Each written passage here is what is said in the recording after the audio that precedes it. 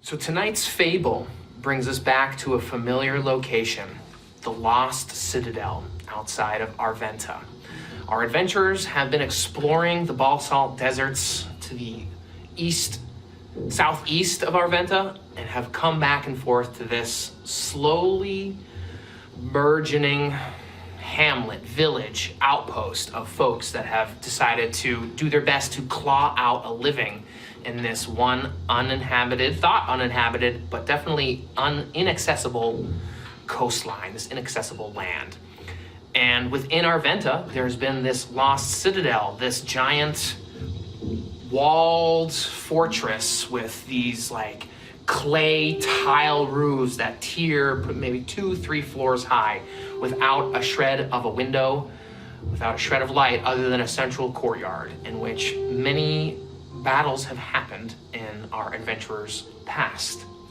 And tonight's fable brings us here for a number of reasons, be it the desire to finally gain a foothold within Arventa, a place of strategic positioning, a bastion of safety perhaps, but it is wrought with perils, as Hermann and Gallivan have experienced this place in a number of different ways, be they in this fable that we're currently playing, in their dreams as represented by off-camera moments before stream, in alternative universes that have yet to be made real. But this place holds a twisted sense of logic and a twisted sense of nightmarish quality that hopefully will be put to an end tonight. For Elarius, who's playing with us tonight, this place represented a moment of, what shall we say, fervor, of calamity, as we met Elarius in the throes of a terrible loss of Somnolentus, whose spirit was drawn further within the Citadel as well. But tonight, in our fable, we're gonna need a little bit of luck. So we'll go ahead and roll for our luck tokens tonight. And we will start with number, of course, we will start with our newest player tonight. Adam, go ahead and roll a d4 for us to determine which luck token you will have tonight.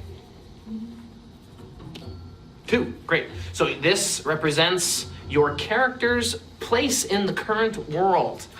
So to use our luck token, you can use that at any time to re-roll any die that's rolled. Damage, attacks, your own, someone else's, what have you. And uniquely enough, tonight, Adam, who's joining our table tonight, will be playing Dhaccad, which we've all met within the Citadel at one point. He's one of the enlightened beastmen that have slowly loosened the grip of the Scarlet Minotaur that stalked the halls of this place. And there's quite a drama unfolding between the Scarlet Minotaur, our adventurers, the spear vigilance, which Gallivan holds justly and truly, despite being a priest who's untrained with it. Something about it seems to resonate within him. And in fact, he is the one that took down the Scarlet Minotaur last time, and has, through Dhaccad's words last time, was informed that it is only he who's the one that can take out the Onyx Minotaur, a shadow version of the Scarlet Minotaur. With that, Brandon, go ahead, roll for your luck token tonight. All right, here we go. 6. All right, so you get the hope token. We'll be learning about Elarius's hope for the future in some way. All right, Errol, go ahead tonight. Right. Who are you playing with? I am playing with Hermann Rothe. Then Hermann, so number 2. I was gonna do this. Okay. Yeah, you get the campfire. Nice. We didn't determine which was which, so I was like, odds, evens. Yeah. Great, so Hermann has the campfire for a little bit of recap if we want to do that. I would also add the campfire holds the power to add a narrative element you'd like to play with tonight. You can think about that, you can tell us later, but this aspect, whether it's from Hermann's character story, your faction story, the Citadel itself, any piece of narrative quality that you want to play with, I think should be imbued by the campfire token. Oh, that's something. And Gallivan, you get the toy soldier. Perhaps we'll learn about Gallivan's past childhood memory or a moment in his childhood. So with that, we zoom in, fly in on our Citadel, which somewhat has been revealed. There are still these nagging elements that have yet to be revealed, but I would say you guys are geared up, ready to go, diving back into this Lost Citadel. I just ask you, where would you want to start in all of these exploits? You know where the magic has happened in the central courtyard. I'm allowing you guys to somewhat fast travel to a point of interest, a room of interest, and from there we will begin rolling random encounters. And I will let you know tonight that the one random encounter, should it show up, will be the Onyx Minotaur. Okay, so it is looming, it is stalking, and from that I'll let you guys, the three of you, deliberate on where you think the adventure should start tonight. Excellent. So we are not with Dhaccad right Correct. now. Mm-hmm. Right. Okay. We got to pick him up. Yeah, and I think that in that spirit, and also in the spirit of entering the Citadel to the closest point of unexplored rooms, it would make sense for us to come in the back way over here. I agree. I agree.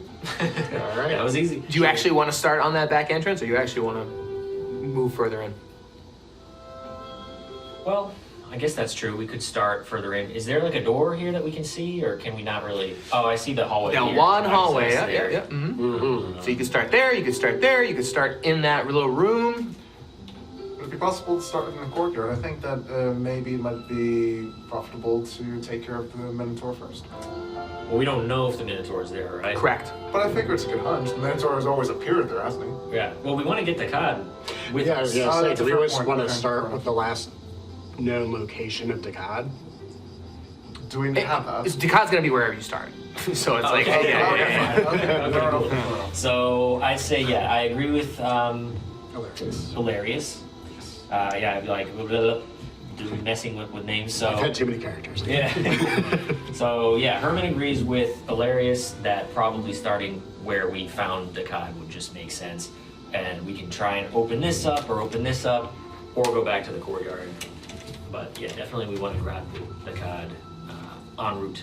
So I don't know, back entrance sounds good to everybody. Yeah. That suits me. Or just like in this room, I guess. What do you think? Outside? Yeah, no, I Right. think this room is... looks clear. This only just loops around. Right. Okay, I guess we could start here, right? Yeah, and if Dhaccad's with us, then Yeah. we can... So There. yeah, lo and behold, who's got the torch? Right. I have one. In the darkness, as you enter I the purchased Citadel. 2 in advance, Okay. so... Does anybody have a one-hander? A one-handed weapon. Yeah. I do. I have mace. Would you be willing to be the torchbearer? Yes, I can do that. I will donate a torch to you. Oh, for his perfect. purpose. Who's got the spear? That's true. You're the I speaker. guess I'm walking around with it in my back. Okay, yeah. You know, hoping it doesn't bump into anything tall. What is Dhaccad? Does Dhaccad have anything in his hands yet? I have a spear and a cudgel. Okay. Are you equipping one? So the cudgel can be used either one-handed or two-handed. I think I wrote down there. Yeah. Yeah, if you use a one-handed, it uses the D4 damage. If you use it two-handed, it's going to be the D6 damage. Okay. And our game runs in real time, so when a torch is lit, we have 1 hour of anonymous time, which represents our torchlight burning. And Okay. 1 hour from now, mayhem will occur for a short moment as all the lights are happenstance extinguished. I would say maybe it makes sense for Dhaccad to have the torch, so that you can have the spear. That makes sense. Is that a one-hander or two? The spear. Spear's two-handed. Spear's two. Yours to hand? All right. I would Yes. think. Very good. All right, so play this out. So you guys enter into the Citadel, prepped and ready. Obviously, we metagame a little bit, like with Dhaccad at the table, but you come across in the darkness Dhaccad, this twisted beast man who has been risen from the darkness thanks to your efforts in the Scarlet Minotaur's chambers. But with that, he's there amongst you, as you are somewhat familiar with, and has a look about him, a sense of uncertainty, a sense of demand about him. Well, it is so just strangely warm to feel the presence of others. It's been something that I haven't felt anything like this in I don't even remember how long it's been, but I just something about you. I must. I feel as though you are here for the right reasons. Well, we're here to rid this place of evil. Sounds pretty good. Good reason to me. That's what we're doing. Your heart is right, friend. You're in good company. It is good to see the fog lifting from your eyes. Well, it feels that way. Well, thanks to you as well. We know that this guy Gallivan has to be here with us to actually complete the mission. So let's hope we find that Minotaur, eh, Gallivan? And in the darkness, Dhaccad, you see this shining golden spear that Gallivan's holding, and it is the one that was in the throne chamber that you only have distant visions and memories of, in which this is the one that vanquished the Scarlet Minotaur, and he who wields the spear is the one to take out the Onyx Minotaur. So this is a figure you've heard about from these guys, but he wasn't there, so now he's actually here. What is your name, good sir? Gallivan Curian, member of the 214th Mission Field of Geed. It's a pleasure to meet you, and I'm happy to be of service. Well, it is an honor to meet you. For the deity that I've always honored is Geed as well. So this feels quite serendipitous to encounter you and to see you holding that spear that I've only dreamt of. Bodes well.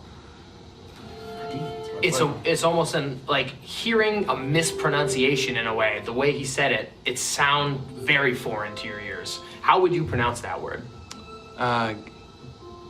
Gede? Sure. So as you can imagine, there's a moment where he says that, and then you kind of like suss it out, and you're like, hey, you talking about Gede? Oh, and then you guys have this moment, which you just had, but you guys had to go through that like interpretation or like a distant memory or a distant sort of like a time frame on that. So you guys are similar, but you come from a time lost, a time gone, and I would be curious to see your perspective on such a figure if you were to hear more about it from Gallivan. But that's something you guys can obviously explore along the way, as you sort of bring up like ancient customs and traditions related to that deity. But are they the same through time? Like, perhaps we shall find out. So where do you guys want to go next? Well, so as they're kind of connecting, Hermann's turning over to Elarius. They have a little bit of a thing going on because Elarius has been fighting with Jagged Edge, who's a member of Hermann's faction. And so, heard great reports about their camaraderie. So Hermann has, already kind of some rapport. And Elarius, so, right, where to? We have this couple of unexplored areas. We've got the chamber. I say we've got to get this business done today. We have to get this done. Where are we going first? My intuition tells me, and my scout experience suggests, that we should secure the perimeter before moving into the central chambers. I do like to eliminate unknowns. I defer to my strategic advisors. All right. Elarius knocks an arrow and gestures with his bow towards this hallway in that direction. Okay, so you guys go ahead, start pushing this. I'm sure you guys are delighted to start scouting out ahead. Yep, so Hermann's got his bow and arrow at the ready. Is this an open door here? Okay, what do we see in there? So as you guys are navigating through the Citadel itself, you come across this chamber that opens up, and immediately your torchlight falls upon a bunch of rotted weapons racks, like these little armor stands, and in the back there's 3 almost perfectly preserved red dyed leather armor. Well, Hermann knows, to look out for traps now that they've almost had some very dangerous encounters in the past here, but he's feeling a certain spirit, perhaps, that he had felt at the campfire. Is this something that I should share to imbue the table with tonight, or keep it to myself for later? You can share with it. Okay. Yeah. So because of this, we're not, I guess, doing the recap, but I do have a little bit of a narrative, a feeling, seasoning of uprising is kind of on his mind today. And he has had it up to here with this citadel and its secrets and dangers. So and nightmares and dreams, Exactly. be they in our own real life of not, playing this off camera as well too, to kind of emphasize that. So a slight uptick in his, lack of boldness makes it now a little bit more gung-ho. So looking in there, are there any signs of traps that his thieving eyes would... No, you notice lots of like nicks and chips on the walls. All the weapons that are on the rotting rack seem well used and crumbling. And if it wasn't for the armor, you would deem this room a complete waste of materials. It would just be like trashed and. But looking around, peeking in the room, there's no sign of any kind of pressure plates or Nope. or an ambush. Nope. Okay. Well, I think Herman's gonna go take a look at this armor. Sure. So taking a step in. Hey, Gallivan. Gallivan's intrigued by the armor and follows Hermann into the room. Okay. And Gallivan is that one? Yes. Okay. Let's get confused. Dhaccad, you see them? A lot of these areas, you're sort of foggy as well too, so this is all new to you. Yeah, I don't know this area too well. I think it's best that I stand watch in the hallway. I have a pretty good sense and my eyes are used to the dark, so be careful in there, but from what I sense, most of what's in there won't be of much use to me. Elarius? With that being the case, Elarius will gingerly step into the room, not approaching the armor just yet, but just crossing the threshold of the door. Okay. Careful, don't let that door close on us. Mm-hmm. All right, So you're in this facility, this small room, and you're scouting about the armor. Yeah, it looks studded with like brass studs, and the leather is of a high quality, like density to it. It seems flexible, but yet super sturdy, and just a bright red. And as you get closer, you can see that there's like small little embellishments made of some sort of natural material, be it bird feathers or some sort of like fringe or adornments. But it looks, I don't want to say festive, but it looks well decorated. like almost like a dress uniform. But for military More purposes. practical. Yeah, like super tactical. I mean, this calls to Elarius, Yeah. so Elarius would love to grab one of these off of the rack. Okay. Not putting it on, putting it in his pack. Yeah. So as you go to draw the armor, as you start to take it off the thing, it just floats up off the stand. Whoa. Gallivan, can you sense any kind of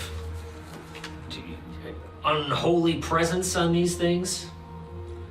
Not that I'm a man of God myself, but sometimes you need a bit of Gheed in your life.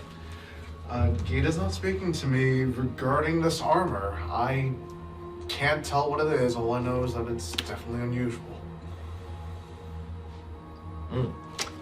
Coming back around, you can see that like one of the weapons starts floating up, like as if animated by it, and it's going to like its hand as well too. Nope, abort. Yeah. Let's get out of here. Hilarious puts his hands up like this and starts backing out of the room. Yeah, agreed. Is everything okay in there? No, not at all. The weapons are animated. Let's shut that door. And you see the armor, at this point comes around and starts like floating off the stand, and as if it had some sort of like spectral hand, like bringing the sword towards Elarius. Like bringing it to him, or like brandishing it? Brandishing it, yeah, in this sort of spectral sort of way. Alright, I'll stand to block. You're not gonna leave the room? No, if he's a He put his hands up, he's starting to back out. I'm on my way out. Oh, alright. I'm backing out as well, yeah. Yeah, I will try to block the weaponry from attacking Elarius. Okay, sure, yeah. And as you make your way around, you're defending yourself. I'll give you +1 armor class there. This thing starts to strike at Elarius, but you're in the way, so I'll roll it at disadvantage instead of giving you +1. What's your armor class here? Are you using your spear? So 15. Yes. Okay, this thing I need a 12 or higher, and I'm rolling with disadvantage, so I use the lower number. So 16 +3. the sword hits you, striking you for 3 damage. Oh, Gallivan, get out of there! And it starts to like reassess itself and realizes there's like another target and floats about, and the sword like starts to begin to parry, and it's like engaging you in this way. And it's just one of the 3? Mm-hmm. Okay. We're not in initiative though. Now we are. You're up. Just go. Let's go around. Damn it! So I'm gonna shoot You at gonna shoot at? Okay. Yeah. Yeah. You're out of the room, right? I'm in the door. Yeah. Okay. Yeah. Like you're on your way out. Yeah. Yeah. Mhm. But Gallivan is stuck inside currently, like at the doorway. Yeah. He like right ahead of he me. held his ground to protect Elarius and is like Okay. standing there. Would I with his say I spear. can grab him? Yeah. Yeah. All right. So I'm gonna pull him out and shut the door. You allow that? Yeah, I allow that. Whoa, you get pulled Get out. out, Yeah. get out. And Dhaccad, you're out in the hall. You see these two get pulled out, and Elarius, you can slip out as well. Yeah. You can Yeah, see, I think he was behind me. He was hustling. I was on my way out in the beginning. Yeah. see in the ember, the dark, shadows of the rim of light. You can see the armor, just like the swords, kind of fall down, like drape down by its side, and the armor just floats back into the darkness, and it's just consumed by the darkness. Interesting. Dhaccad, have you ever seen any red leather armor around this place? Oh, I mean, the imagery is deeply hazy, but the color red has haunted me for eons. I mean, the color red is something I've always feared. I wouldn't go near it if I had a choice. Well, I can't blame you. Did you see anything else in there? There was, you were hoping for weapons, weren't you? Or the armor itself. The armor. The armor picked up and started attacking us. We weren't hoping for weapons in that manner. Yeah. Right. So some time has passed, done some thing. We're gonna roll our first encounter roll. Okay. Nothing happens. All right. Well, we're gonna discover this hallway, I guess. Yeah, discretion is the better part of valor here. Isn't there any Let's way to- proceed with caution? Okay. Yep.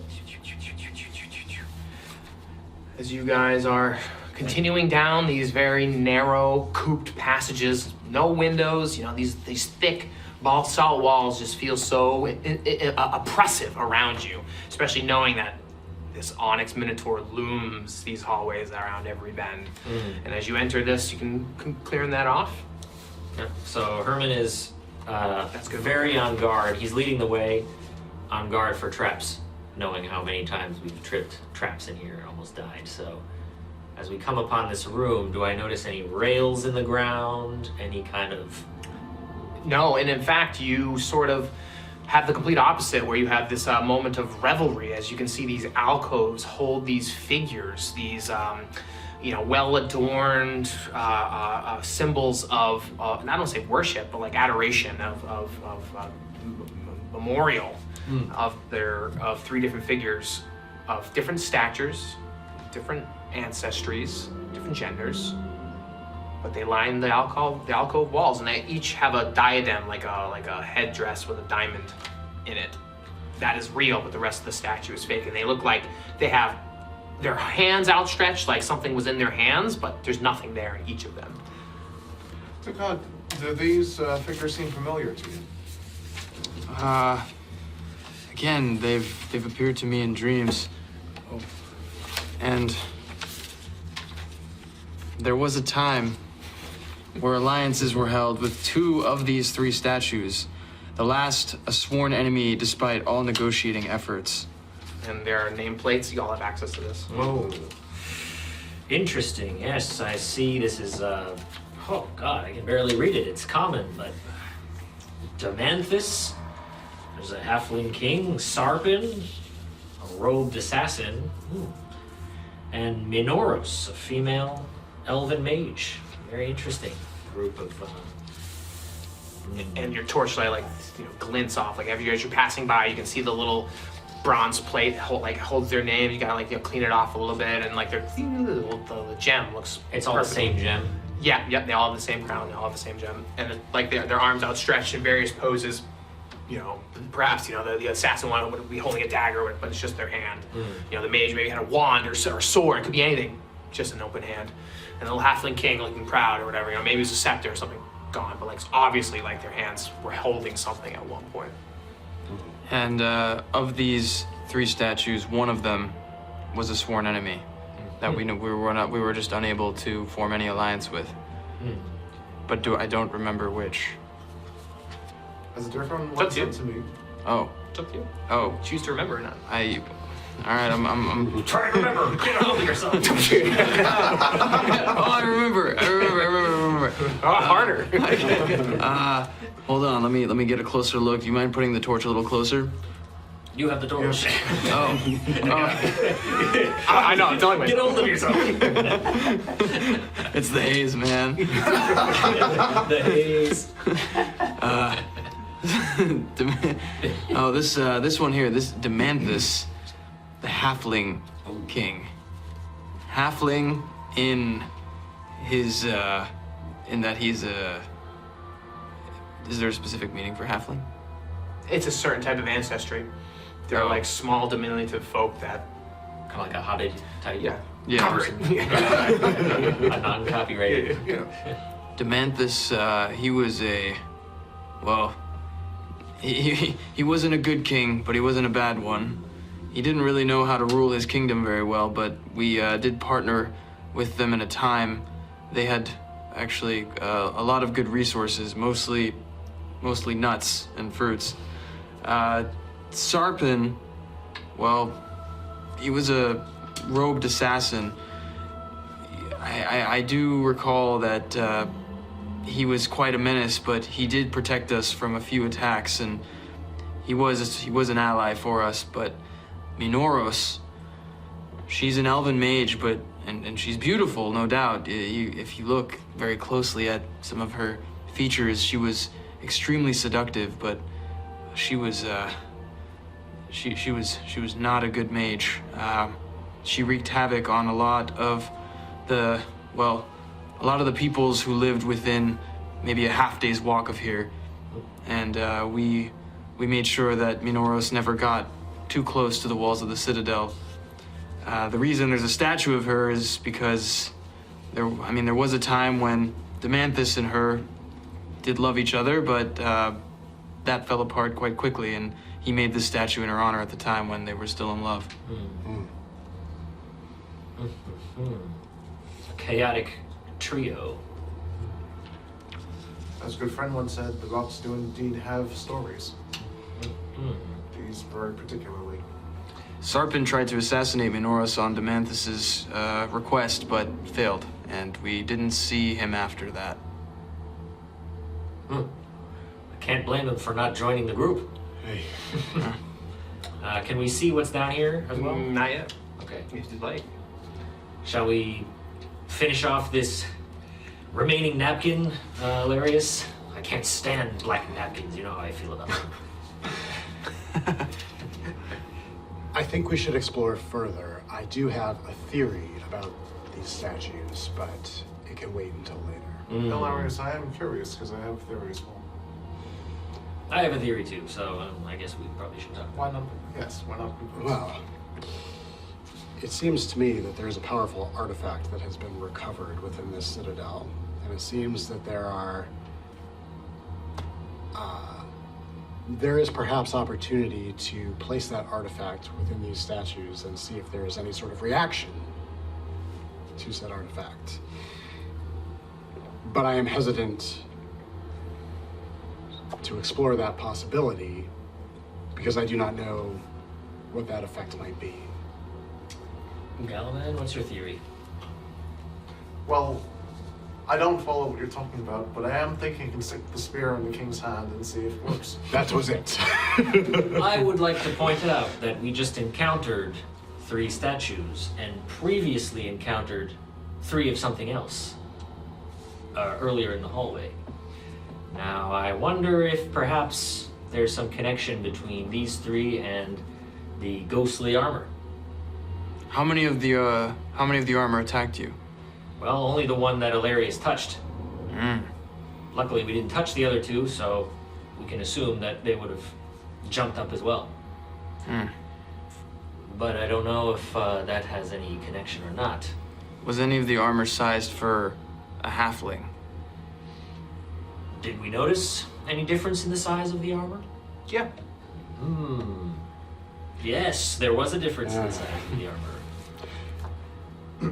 This revelation is concerning to me because of the effect our presence had on the weapons and armor. Well, you did touch it first to activate it. This is true. However, should these vestments reach these statues, I am nervous. Well, luckily we've locked them in. I would like to find out what's down here before we do anything here. Absolutely. Let's understand our surroundings before we commit to further action. All right. So we are going to understand our surroundings. Oh, more hallways. So with some deliberations and time, as you are passing through, we have enough time to see if nothing happens with our encounter roll. Crowding into this.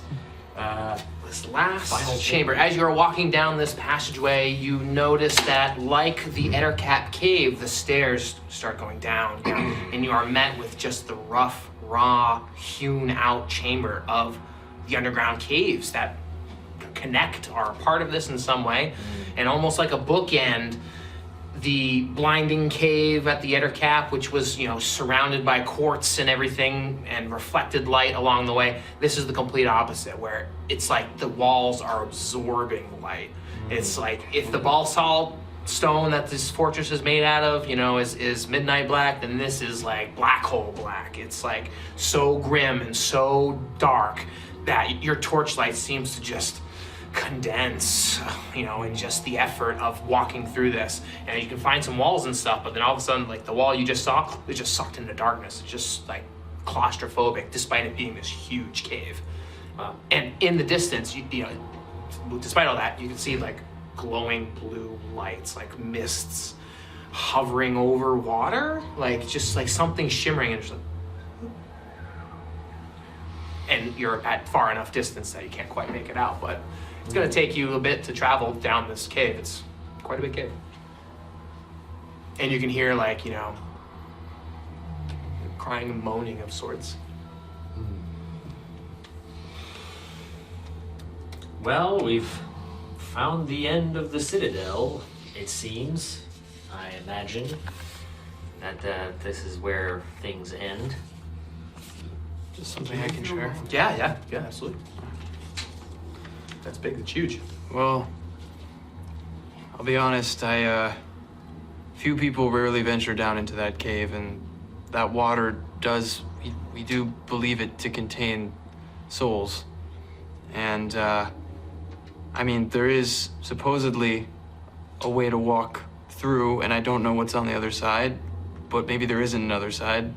However, I suppose if there is one place the Onyx Minotaur might be, it could be in this cave, and the Onyx Minotaur must be vanquished now, as soon as possible, or else darkness will consume me and all the other beastmen once again. Well, we can't have that. And there's nothing more that I fear than that. So if there's a chance that the Onyx Minotaur might be in this cave, then I will make my stand here, at least to protect the other beastmen from returning to darkness. Well, that's strongly said, Dhaccad. We're here with you, and you're here with us. If you think that's what we should do. Gallivan, do you have any feelings about this, being that you must be the one to slay the Minotaur, after all? I feel for the souls. I feel for the lost that meander in the waters beneath, and I feel resolved to help them. Do you think Somnolentus might be there, perhaps? I'm sorry I cut you off. Yeah, Elarius. So, the edge of the water, is this like a gradual... You're not there yet. You're still at the cave. We're still... Okay, Yeah, so do we have eyes on the water? Oh yeah, with the wispy, shimmering lights, there's like something there, but it's... All right. Gotta walk through the cave, to get there. And that's, given the time of deliberation, it's gonna be at least one random encounter roll. All right. Well, That's the currency, is the random encounters. that's fine. Elarius will take one step forward and give the Vulpes Argentum salute towards the glowing light to see if there's any reaction. What's the salute? With maneuver in hand. Yeah. Okay, so Elarius gives a salute, and you almost see like a shimmer in response. Gallivan, what were you saying before? I feel I have an obligation to assist them. And I will say a quick prayer before proceeding further down into the cave. What, like spell-wise, or just? No, not Narrative-wise, spell-wise, yeah. narratively. Okay, so you share a moment, and what is it loosely? May God be with me in the duty I am about to perform, in the lives that I may save, in the souls that I may free, and be with me as this may be my last of many breaths. Dhaccad, you sort of like your ears perk up hearing this prayer, and it seems a very flowery embellishment on the things that you have valued in your own deity, but very similar in tone. But too flowery? Yeah. I don't think Dede is listening. I fear that we are beyond Dede's help in this chamber. I wish that Gede would protect us here, but all I know and the only thing that I feel that I can offer us is the spell that is the shell of the turtle. That spell would invoke the protective energy of a tortoise. Tortoises are subterranean. That might protect us here, and it would grant all of us one additional bonus to our armor. Nice. So ritualistically, this beast man has these shamanistic powers that he's going to invoke. So you're trying to cast your first chant spell. So you're gonna go ahead. You're gonna take your D20, and you need to get over that DC. What is it? 10. 10. All right. So you need what? A 7 or higher on this D20. 7 or higher. So what's he doing? He's got a drum. He's making a beat. Turtle time. Maybe pounding the cudgel, yeah. on the ground. Or Yeah, it's like against in the rocks. Yeah. Yeah, the cat's echoing in the cavern. See ya. The turtle's with us today. Cool. 10. We have the protection of the turtle. What's that look like?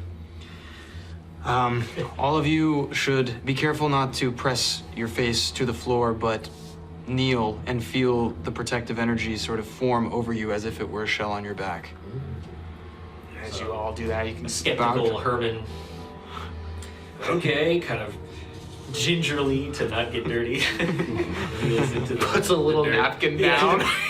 And kneels on it. His handkerchief. A black napkin that you've been picking up as you uncover the napkin. Yeah. Finally, a use for these. Yeah. Nice. Okay, so you all bow down in this chamber, almost as if the chamber itself is like responsive to Dhaccad's words, and just the darkness seems to just lift a little bit, and you just happen to see just a little bit further for whatever reason. This the protection of the tortoise that you've all benefited from, and you make your way through the cave towards the shimmering blue lights. And let's see. You make your way there. No encounter has happened. So as you approach, yes, you definitely see this shimmering blue light. Spirits are flowing in the air. Is it a play on the light? What is going on here? The way the water's like reflecting, you can see that there's stuff in there. Be they bones, be they rusted swords, be they a combination of anything else in between. You know, is that a clay jar? Or is that a treasure chest? It could be anything inside this pit this pool of water, and above it you see these spirits kind of flying around. Quick question out of character. So what is Elarius's deity? I think Hermann would Lost. know. Oh, Hermann. Another point of Hermann connection. would know. Yes. Yeah. Okay, good. I was hoping that would be the case. So, sorry, you were going to say something, perhaps? Anybody? Oh, Elarius, if we're at the edge of the water, will gingerly toss an arrow in to see if there's any sort of effect. No, splashes like water. Yeah, just the arrow. Kind of sinks down. floats down to the bottom. Yeah. All right. Well, Elarius, again, kind of as an aside, is having like a little. Oh, so you it seems fine, but then like as it starts knifing through the water, it's like as if it's cutting the water, and it's like a crimson trail.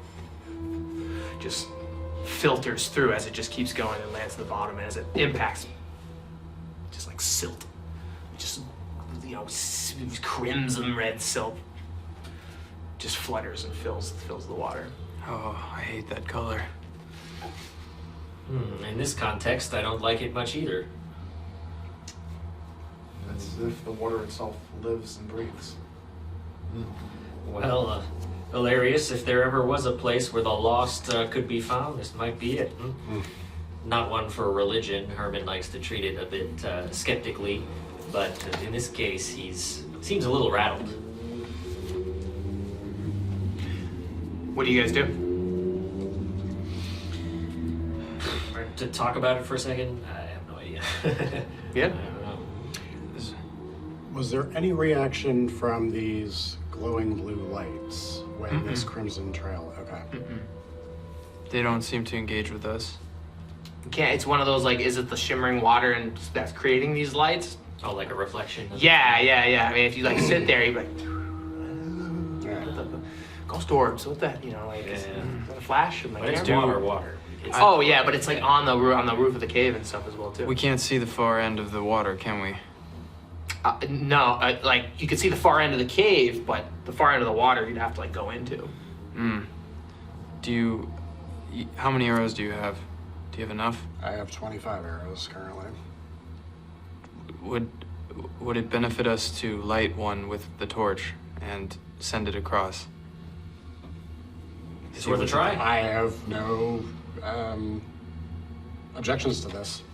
Hermann is going to, before this is launched, For 24. kind of, slink back into the shadows with his arrow. Kind of looking both ways. For context, why thieves can backstab when they're undetected by the enemy, dealing The enemy's unaware of your presence. Right. Yeah, dealing an extra, in my Weapon case, damage. 3 weapon dice of damage. So could, in theory, be like a maximum of 16 damage from one shot. So you're slinking back so you can perform a backstab if someone appears. Right. So that I would be kind of away from you guys and at the edge of the shadow. Mhm. Yeah. So you light it up. Light it up. There you go. Light it up. So you hit the torch and as you fire it, it flies through the air, and as it's like coasting through the air, it like draws the attention of this one spirit that like flies next to it as it's guiding through the whole cave of it all, and then hits the back wall and it kind of erupts in a small little burst of sparks against the rock, and then that spirit just keeps floating and like comes towards you, the shooter. And as it starts approaching you, you can just see like this orb, just like cloudy orb, and as you're like staring into it, describe a battle you fought with Somnolentus. Going back to our time in the Legions, I do recall in a previous session we talked about where Elarius had startled an enemy in the mountains and the enemy was running away. Elarius had to sort of lead the enemy with his arrow. Somnolentus was present as well, and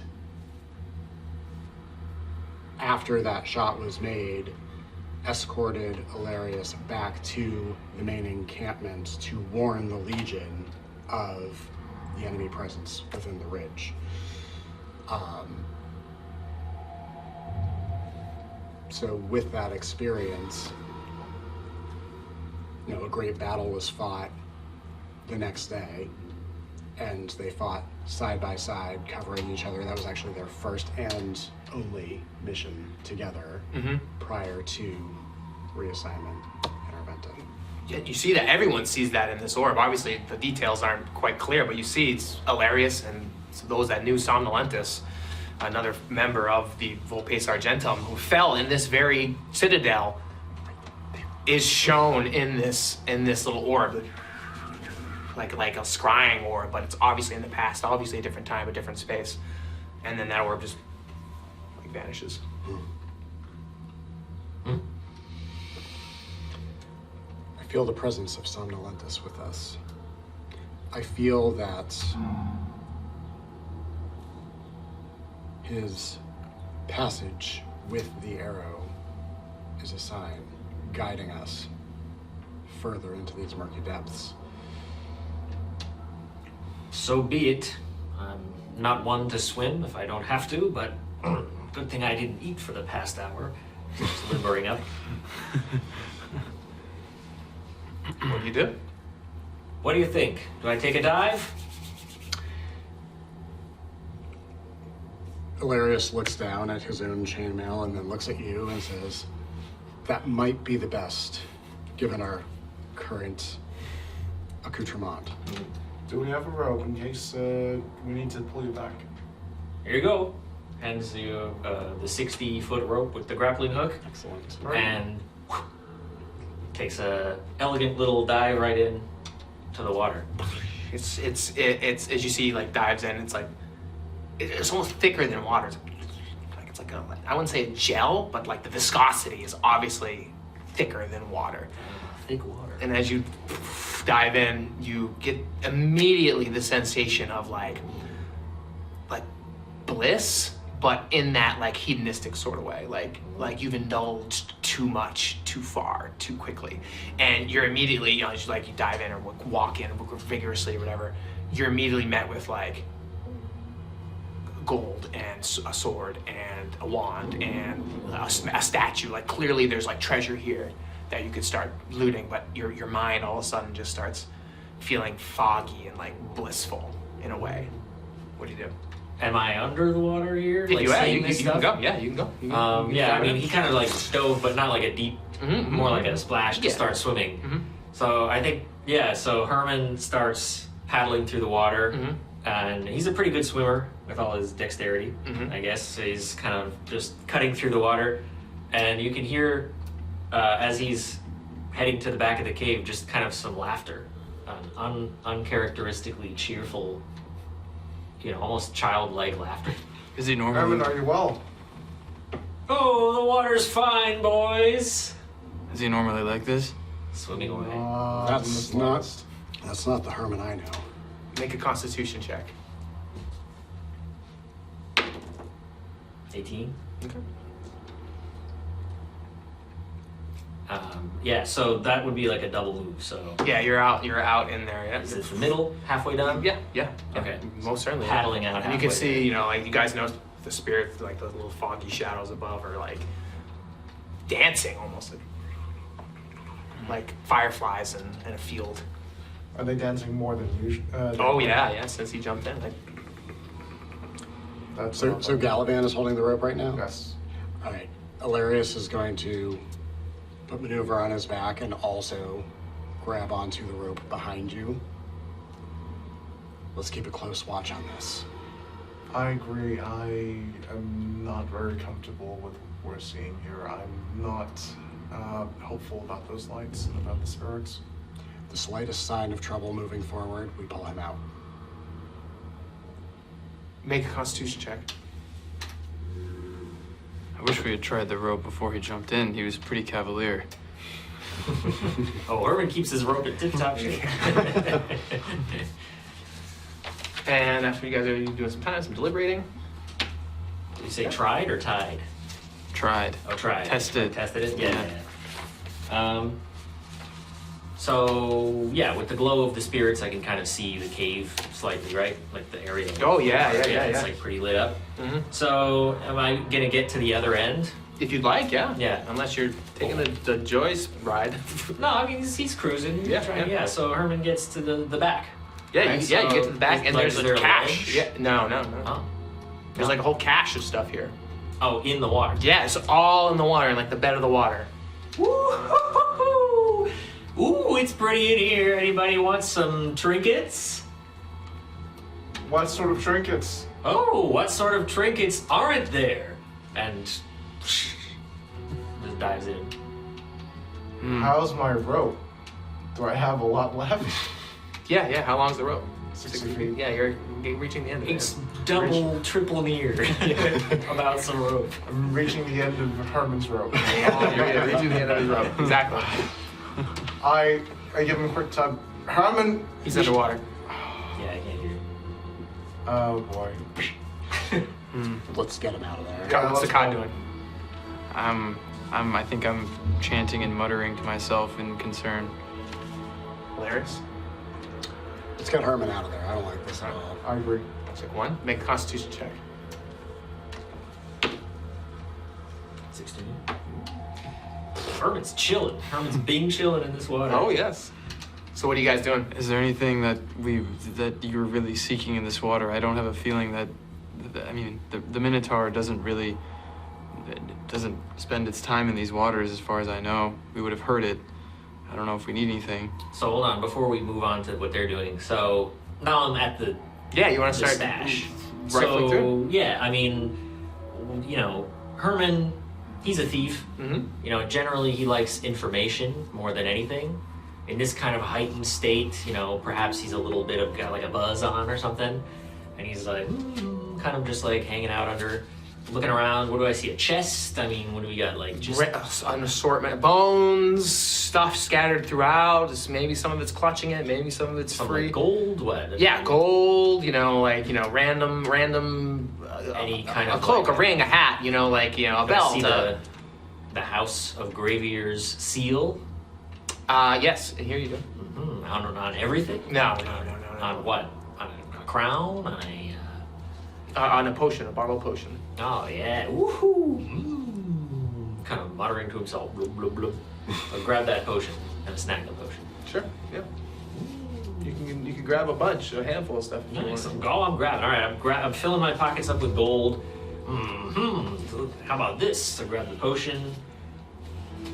Make another Constitution check. What? I just did one. It's still my turn. Here's your rifling. 12. Okay, so what are you guys doing? You see him, above water bubbling Yes, up. I'm filling my arms. You can. We pull him back. Yeah, let's pull him. Yep. In tandem. Not done. Okay, you guys are pulling up. You see these two guys pulling furiously. He's coming back.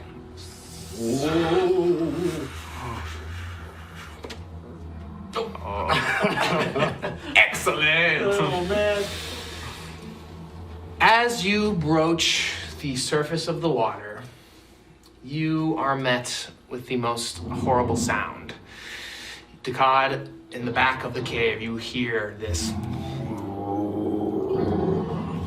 You can feel the ground just start shaking. Little dust. As Herman reaches the edge of the water, it's flying nice in high. there. You can see in the distance the darkness of the Onyx Minotaur, once summoned by the Scarlet Minotaur. You can see like shadowy, figures converging around. His bull horns, Onyx, his armor, Onyx. Everything about him is just like a complete statue turned flesh, and now he's just there, like at the end of the cave, just looking down at you guys. Did you ask the spirits for permission when you grabbed what did you grab? Oh, I got some gold, I suppose. Oh my god, I got tons of stuff, guys. Whew. Is that the anyway? Hold on, I gotta sort things out here. Oh my god, We don't have time. We don't have time for this. You gotta pick. asked for permission. just give me 2 seconds to figure out what I got. I don't even know. I'll let you pick one thing and read it. Okay, Quickly read the titles. Oh my god, I'm reading the titles. Oh my god, 5, the Ring of 4, Blighted Owls. 3. I got the Ring of Blight. Oh, hey, look at this ring! It's got a ring of flying owls, a look of escape in their wise eyes. Benefit, I think that your wisdom might increase to 18 when you're wearing this ring. It seems really nice, but you do maybe, I don't know, some stormy weather might be attracted to your location if you're wearing it. Exactly. Quickly, vibe into this ring. What do you guys think? Anybody? I think we should have put that on before you went into the water. Anybody need wisdom? Like perhaps please? Make another Constitution check. You're Standing strong, yeah. Herman's feeling the vibe. I guess I'll The use Beach the ring. Boys playing his. Oh, here you go, man. Here, whew, take it. So I'm just gonna dump the rest of the stuff. I gotta check that out. Just at the edge of the... yeah, just exactly. like in the corner. Hey, Yep. nobody touch my stash, okay? Put it over there on the side. So, not to, probably worth addressing the Minotaur in the room. But, how do you all feel if some of us backed into the water? I don't know if the Minotaur would follow us if we go into the water. Whatever. I'm gonna get an arrow ready. I know you said that you don't think Geet's listening. I think you better hope that she is. I certainly do. So Dhaccad has proposed backing into the water. What do the rest of you guys do before we roll initiative? Stand my ground. Stand your ground. I'm standing at the edge of the water. Okay. Are you backing into the water? You can determine that. What's Elarius doing? Knocking an arrow, drawing maneuver, somnolentus guide me. You guys are preparing? Preparing. Yeah, I've got. Actually, I'm holding the bow and arrow, kind of like in one hand like this, and then with the other hand, I'm like making a little bullhorn thing. I'll taunting it. Yeah. Actually, I would like to roll a charisma check with my taunt. Okay. So Man, you're rolling rocks today. Yeah. So You've it's taunted it. 22. Hey, remember us? Yeah, yeah. Whether it was you, your personality, or this moment of entering the lake, the Onyx Bowl, as surveying everyone, locks eyes with Gallivan and sees the spear, but quickly looks to you and be like, you've disrupted my offerings, and just is aware of your presence. I call it a hostile takeover. What are you doing?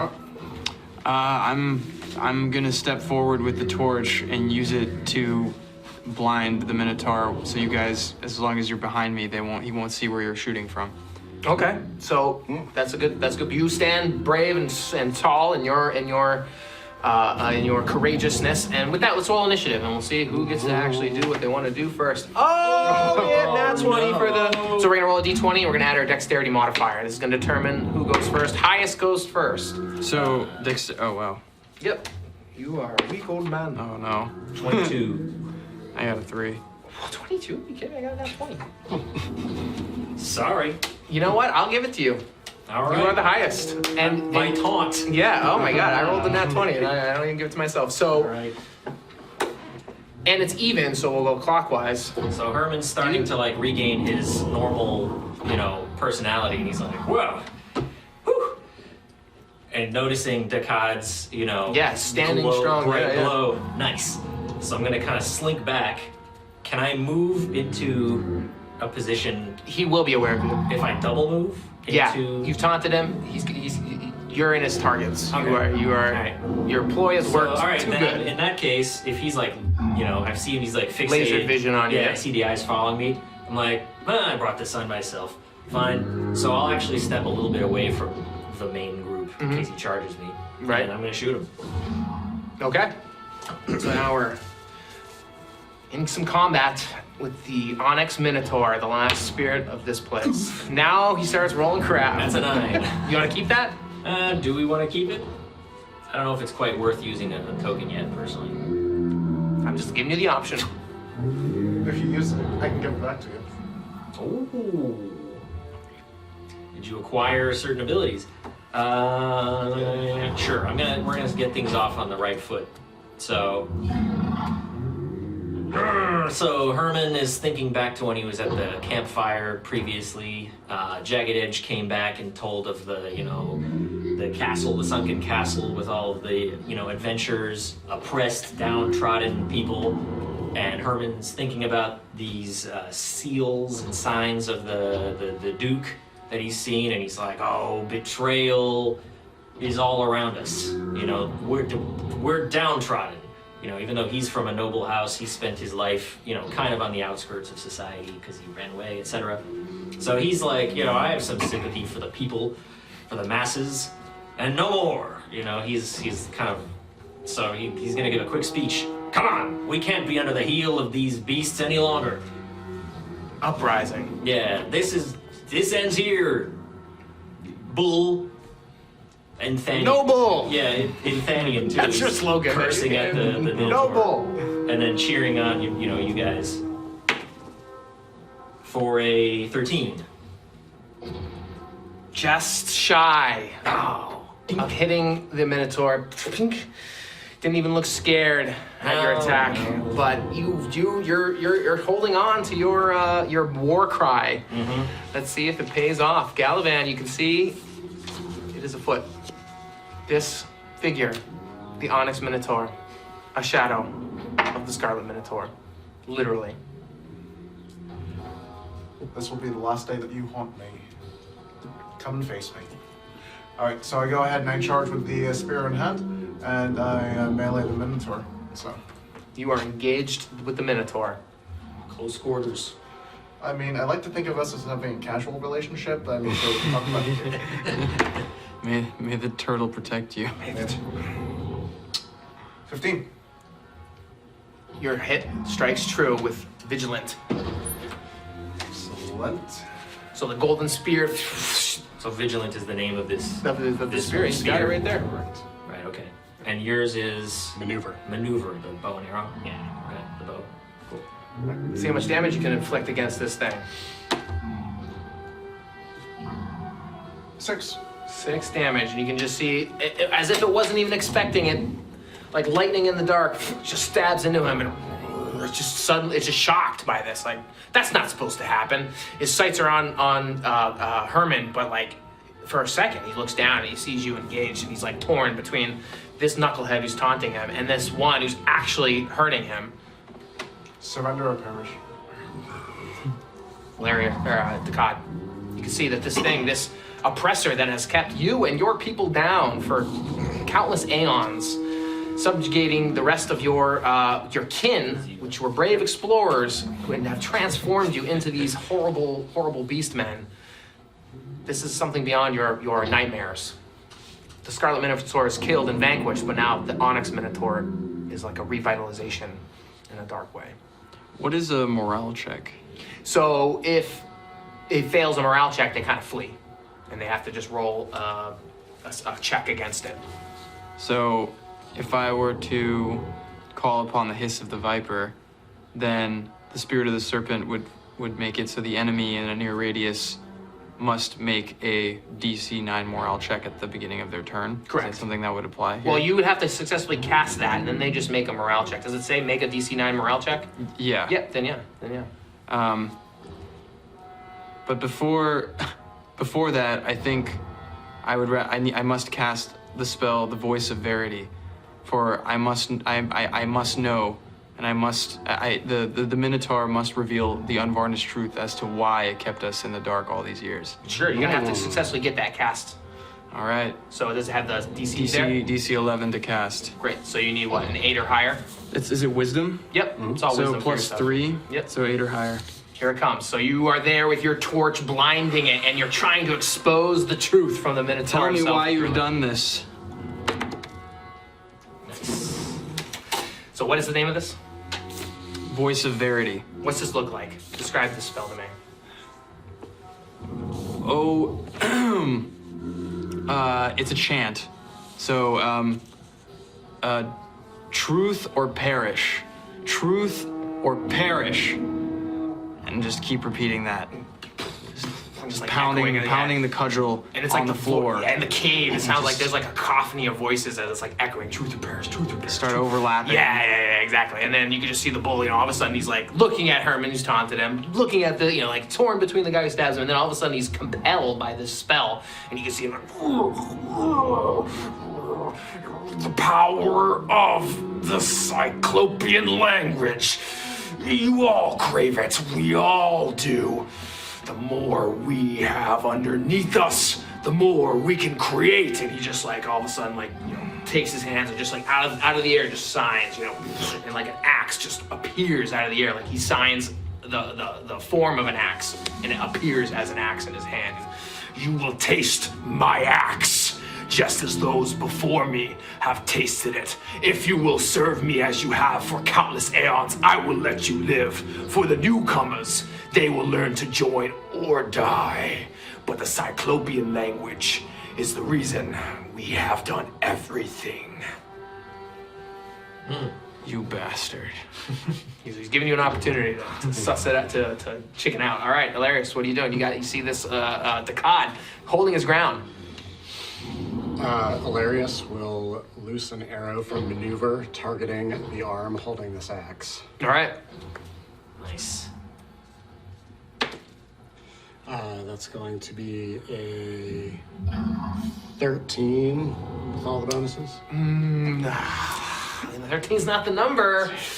So just in all of this, you're just shaking a bit, enough to have him just move his arm out of the way as it just barely squeaks by. So remind me very quickly, what was the tortoise spell? What is that? +1 AC. Oh, that's it? Mhm, I Okay, believe so so, yeah. there was like another thing. Okay, cool. Besides being inside a cool shadow tortoise. That's enough for me. Yeah. It's really just a bonus. Okay. So the Minotaur itself, he's like, he takes a moment and he just knocks the spear out of his side that he's jabbed with, and he starts heading towards Hermann, who's taunted him so, and he's just like pushing past the Dhaccad, just like lumbering forth, and as he's walking by, he's like, you know what you must do, serve me, and he's just lumbering forward and takes his axe that Elarius has tried to shoot out of his hand, and So swings down. I was like in kind of the knee-deep area of the water, I would say. Oh, you're still in the water. Not like in, but yeah, like where Dhaccad kind of was. Like I backed up near him to shoot. But you're in the water. Yeah, Yeah, at okay. the edge. Yeah. You see he stops right at the edge. Okay. Oh! But it's enough to reach out, try, okay. Oh! Whoa, whoa, okay, and what's your arm class, 16? I guess, yeah. He's gonna need a 10 or higher. Yeah. Whack! 6 damage. And you can see he's like, swings his axe and he starts like winding it up and getting his horns ready as if he's got more in him in the next round if he were to be surrounded by everyone. But walking through all of these people and trying his best to, keep his thumb over his former subjugate folk, he tries to just make one attack, but he looks like he's got more in him to make more attacks if need be. Oof. Go ahead and make a constitution check. Shaking that off. No, 4, 5.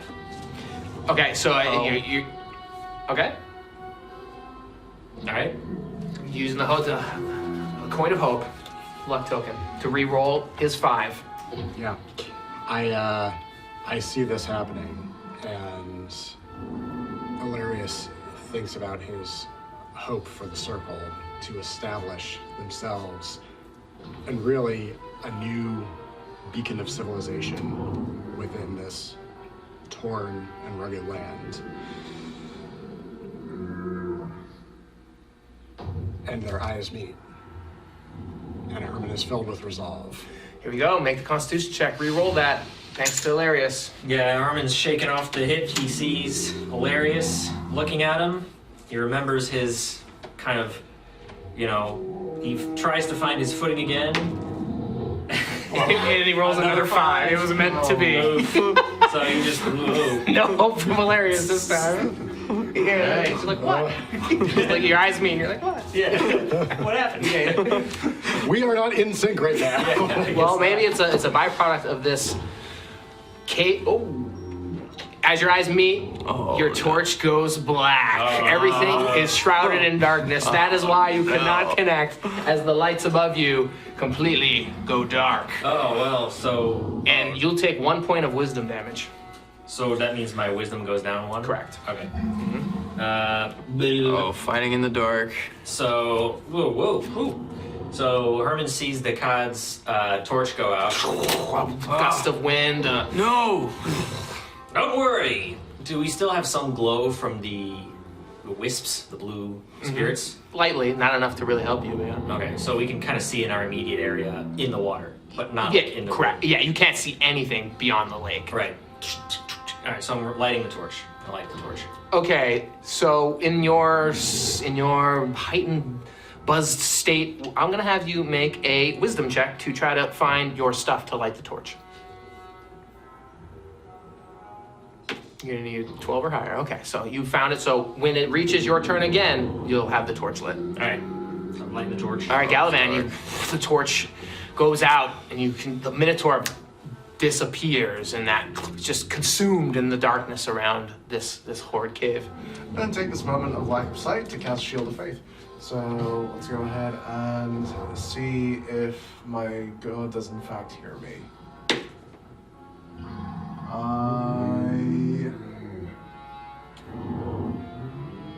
Yeah, she hears me. She 100%. She got me. Yes. So you're surrounded by your divinity. I'm surrounded by by Geed and her protective power. And that'll do it for me. Dhaccad.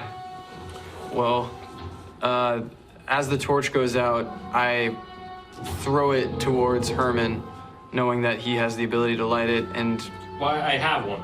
oh, you have another torch? Yeah. Oh. You can drop it. Then I'm casting the torch into the lake, and I'm gonna grab my cudgel with 2 hands Okay. now, Yep. and I'm gonna take a swing. Sure. Okay. Yeah, you can do In that. the dark. In the dark. Yeah. You got the cudgel, and it's just- hefty thing. And I can hear the sounds of its hooves, and I know I'm gonna take a swing at it. The torch is gone. yes. So in darkness, you'll roll with disadvantage, meaning you're gonna roll your 2d20. You can roll it twice, or get Okay. another red one, or whatever. Okay. Petition. Yeah. Having spent eons in the dark, perhaps in He this knows the moment dark. of being near to where the Minotaur last was, then actually Dhaccad would be ready to strike at the spot where the Minotaur was, therefore not being at disadvantage. Interesting petition.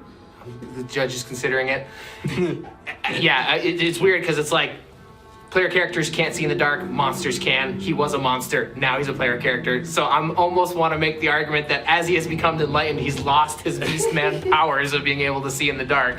And for that brief moment, of course, too, you know, the eyes have to adjust. I was just holding it in front of my eyes. So he's with me. All right. So I don't Just to feel make like it that's how interesting. biology works, but I'm not sure. Let's deal with it. it's an instantaneous uplifting. Go ahead, roll with disadvantage. Let's see if it even matters. Yeah. So you're gonna roll it and use the Both lower two? of the 2. Yep. You're gonna Okay. use the lower number of the 2. All right. 8. So 8 plus everything with your cudgel, which I think is probably Which is just a minus. strength? It's gonna be all tallied up at the bottom and left there. Oh. So 1d6 plus 1. That's if you hit. So the first number there, that -1. Oh, -1. Yeah, so 7. So you whiff Yeah. in the darkness. Just miss. Miss. Swing and a miss. Try your best, or it hits up against him, but he's just so powerful it doesn't phase him at all. Something like that, Yeah. narratively. All right, so Shit. yeah, you tried your best, and you even had almost a narrative help from your ally here. Unless you want to re-roll that, you have your luck token. It's up to you. You know, Maybe I spoke too soon. this is true. Well, and I have to roll both again, right? I don't know what our ruling is on that. Is it the whole roll, or is it a die, and he can re-roll that lower one and keep whatever the higher number was? I want to say it's both. I want to say it's both, too. Yeah, That okay. seems But- correct in the spirit of things. Considering his beastman past.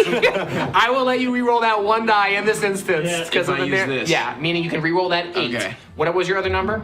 18. Okay, fine. So if you roll a 19, you've used that. If you roll anything Okay. lower than the 18, you're going to use that. But it could be higher than the 8. Okay. But you have to use that. Okay. And tell us a little bit about Dhaccad of who he And was. the place So in the re-rolling world. The higher one? No, the lower one. Oh, okay. Yeah. But keeping the 18. I have to beat Correct. 18. Oh, that's what I was arguing for. Great. Yeah, Yes, yeah. Definitely that. No, so we're going to let you re-roll that lower die. Okay. And whatever it is whatever it is, but you're still going to use the lower number Yeah. of the 2. Yeah. Got it. Tell us about Dhaccad So, in his prime. my place in the world.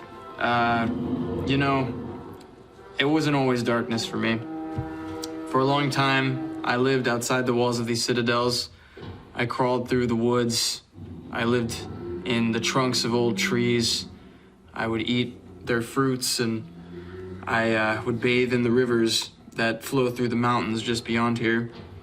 And it wasn't until the Minotaurs arrived that I felt any spell of their darkness. I it's hard to really remember when the light ended and the darkness began, but there was a period of time, we call it the gray area, where during that era everything felt gray and hazy, and things slowly, the sun stopped coming out, and there was a spring where we thought that after a long winter there would be spring again, as there always had been, but the spring just never came. And because nothing would grow and there was no way to find warmth, we had to retreat into the Citadel, where there was warmth, and they provided us with shelter, and the Minotaurs provided us with food because we no longer could grow what we were used to eating. And I knew it was wrong to go into the Citadel. I told my brothers that we were making a mistake by moving into the Citadel, and yet I did it anyway. And for being a coward and not listening to my own intuition and putting myself into the Citadel, I know that it is on me to end this, and end this now. And so for that reason, I want to vanquish my brothers who are still lost to the darkness, so that they might find light again and get beyond the walls of the Citadel. So I wish to strike again, or hopefully There we go. be able to So strike thinking this back to- evil. Well said, Herman said when this story happened previously.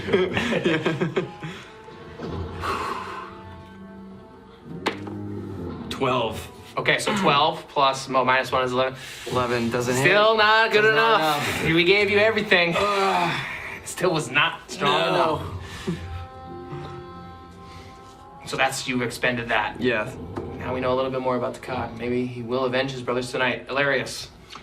Elarius will dramatically whirl around, cloak swirling, position himself on the opposite side of Gallivan towards the entrance, and loose another arrow for maneuver. Yeah, this is all abstract. This is a very big cave. Okay. Yep. Kind of whirl. Go for it. 19, 12, Yep. 24. You need a 14 or higher, folks. So you do the math. You tell me you did. Okay, so your arrow strikes him in the back. That's 11 points of damage. Big damn. All right. It penetrates. He looks like he's rearing for a beating. And he looks around and he surveys everything. You dare attack me? You have served me for aeons, and I gave you an opportunity. You will fall like those I have slain around here. Your puny meathead brothers are nothing but meat between my toes. And he lifts his great axe to bring it down upon Dhaccad. Ooh. And rolls a 9, which is your armor class. Oh, so 3 plus 6, 9. That hits you. And you're gonna take 4 damage. And then he swings around, and we'll do one of these. Where do I mark that? Next to your HP, you can kind of, yeah. HP, so it 1, goes 2, from 11 1, 2, down 3. minus 4? Correct, yeah. Okay. And he's, Elarius is, he whirls around and runs towards Elarius. Knocking arrow. Swing an axe towards, evens odds, to Gallivan along the way. Your armor class? 18. 18. Wow. And he, ping, the spear just like deflects against it. Sorry, Yeah. question. So armor class, if I had +1 for my turtle shell. You're right. You're right. There you go. That's I had right. 10, That's right? right. I rolled 3 plus 6 is 9. So it So in was fact, one short. that axe just shatters this spectral, shadowy turtle shell as you feign getting hit, in that moment. Ow! But really, you're like, haha, that turtle has protected me. Just barely. Yeah, Okay. totally. Nice call. That was great. That's absolutely great. That's awesome. So to clarify, the turtle shell thank is you one-time again. use, or is it? What's the duration on that? Turtle shell, just near range 1 plus bonus to their AC. It doesn't say. Says duration. Oh, focus. Oh, so you'll have to be making this check every time. So go ahead, make another roll to see if the spell persists. Okay. And we'll just keep tracking. So every round you're gonna have to keep making this wisdom check. Oh, okay, It so doesn't take an action though, right? No, It's just part of yep, the round. Yep, it's just so persists. DC 10 to cast. So I need to, and it's wisdom. So I need to roll a 7 or higher. Correct. Yep. And you're gonna have to do that every turn. Oh, okay. It's just passively. Okay. I guess we haven't used that yet, so it doesn't really Focus, yeah. matter. It's all right. Yeah. Yeah. Okay. Well, right, but all this time you would have been having to fail a long time. Doesn't work. Oh no. Do we want to keep that roll? Okay. I can take it. You guys save yourselves. So now, All right. So, I can take the I'm damage. just I'm getting you guys to talk it out. Suss it I out. can take the damage. He can take the damage. I can take it. It'll take me to 7. I'll be okay. So it would hit. I will say he gets it off, but from this point forward, his spell the hit is absorbed by the turtle shell spell, making it actually have some value in this whole thing. But from this point moving forward, the spell is dissipated. If you choose to accept this. But his spell's not gone. He could recast, correct? Correct. Yeah. It is not a failed spell cast. It's just the focus of the turtle shell spell. It's just that at this moment, I basically, the spell has worn off on me and protecting me at this moment. And everyone. And everyone. got it. And everyone. So you could recast it, and it'll be affected by it. You Okay. can do it again at that point. Okay. I'll try to recast it next time, guys. Well, or another spell. And then, Yeah. But you can only have one focus spell at a time. So if there's other Got ones it. that have focus, then you have to pick and choose which one. Got it. But you can jump between them. I see. Okay. But once you fail a spell casting roll, you're done. That spell can't be cast until you rest or do something shamanistically. Okay. now does that impact my results because the drive-by goes from 18 to 17? No, it still misses you. Yeah. So swings and gets absorbed by the turtle shell. Runs by to hit Elarius and swipes along you to Gallivan. Missing as you deflects upon the golden spear, and he horns down, tries his best to dive into Elarius. +6, what's your armor class? 12. With no shell, so I need a 6 or higher. 8 and a horn for a meaty D12. 9 damage. Oh, that was not good. I'm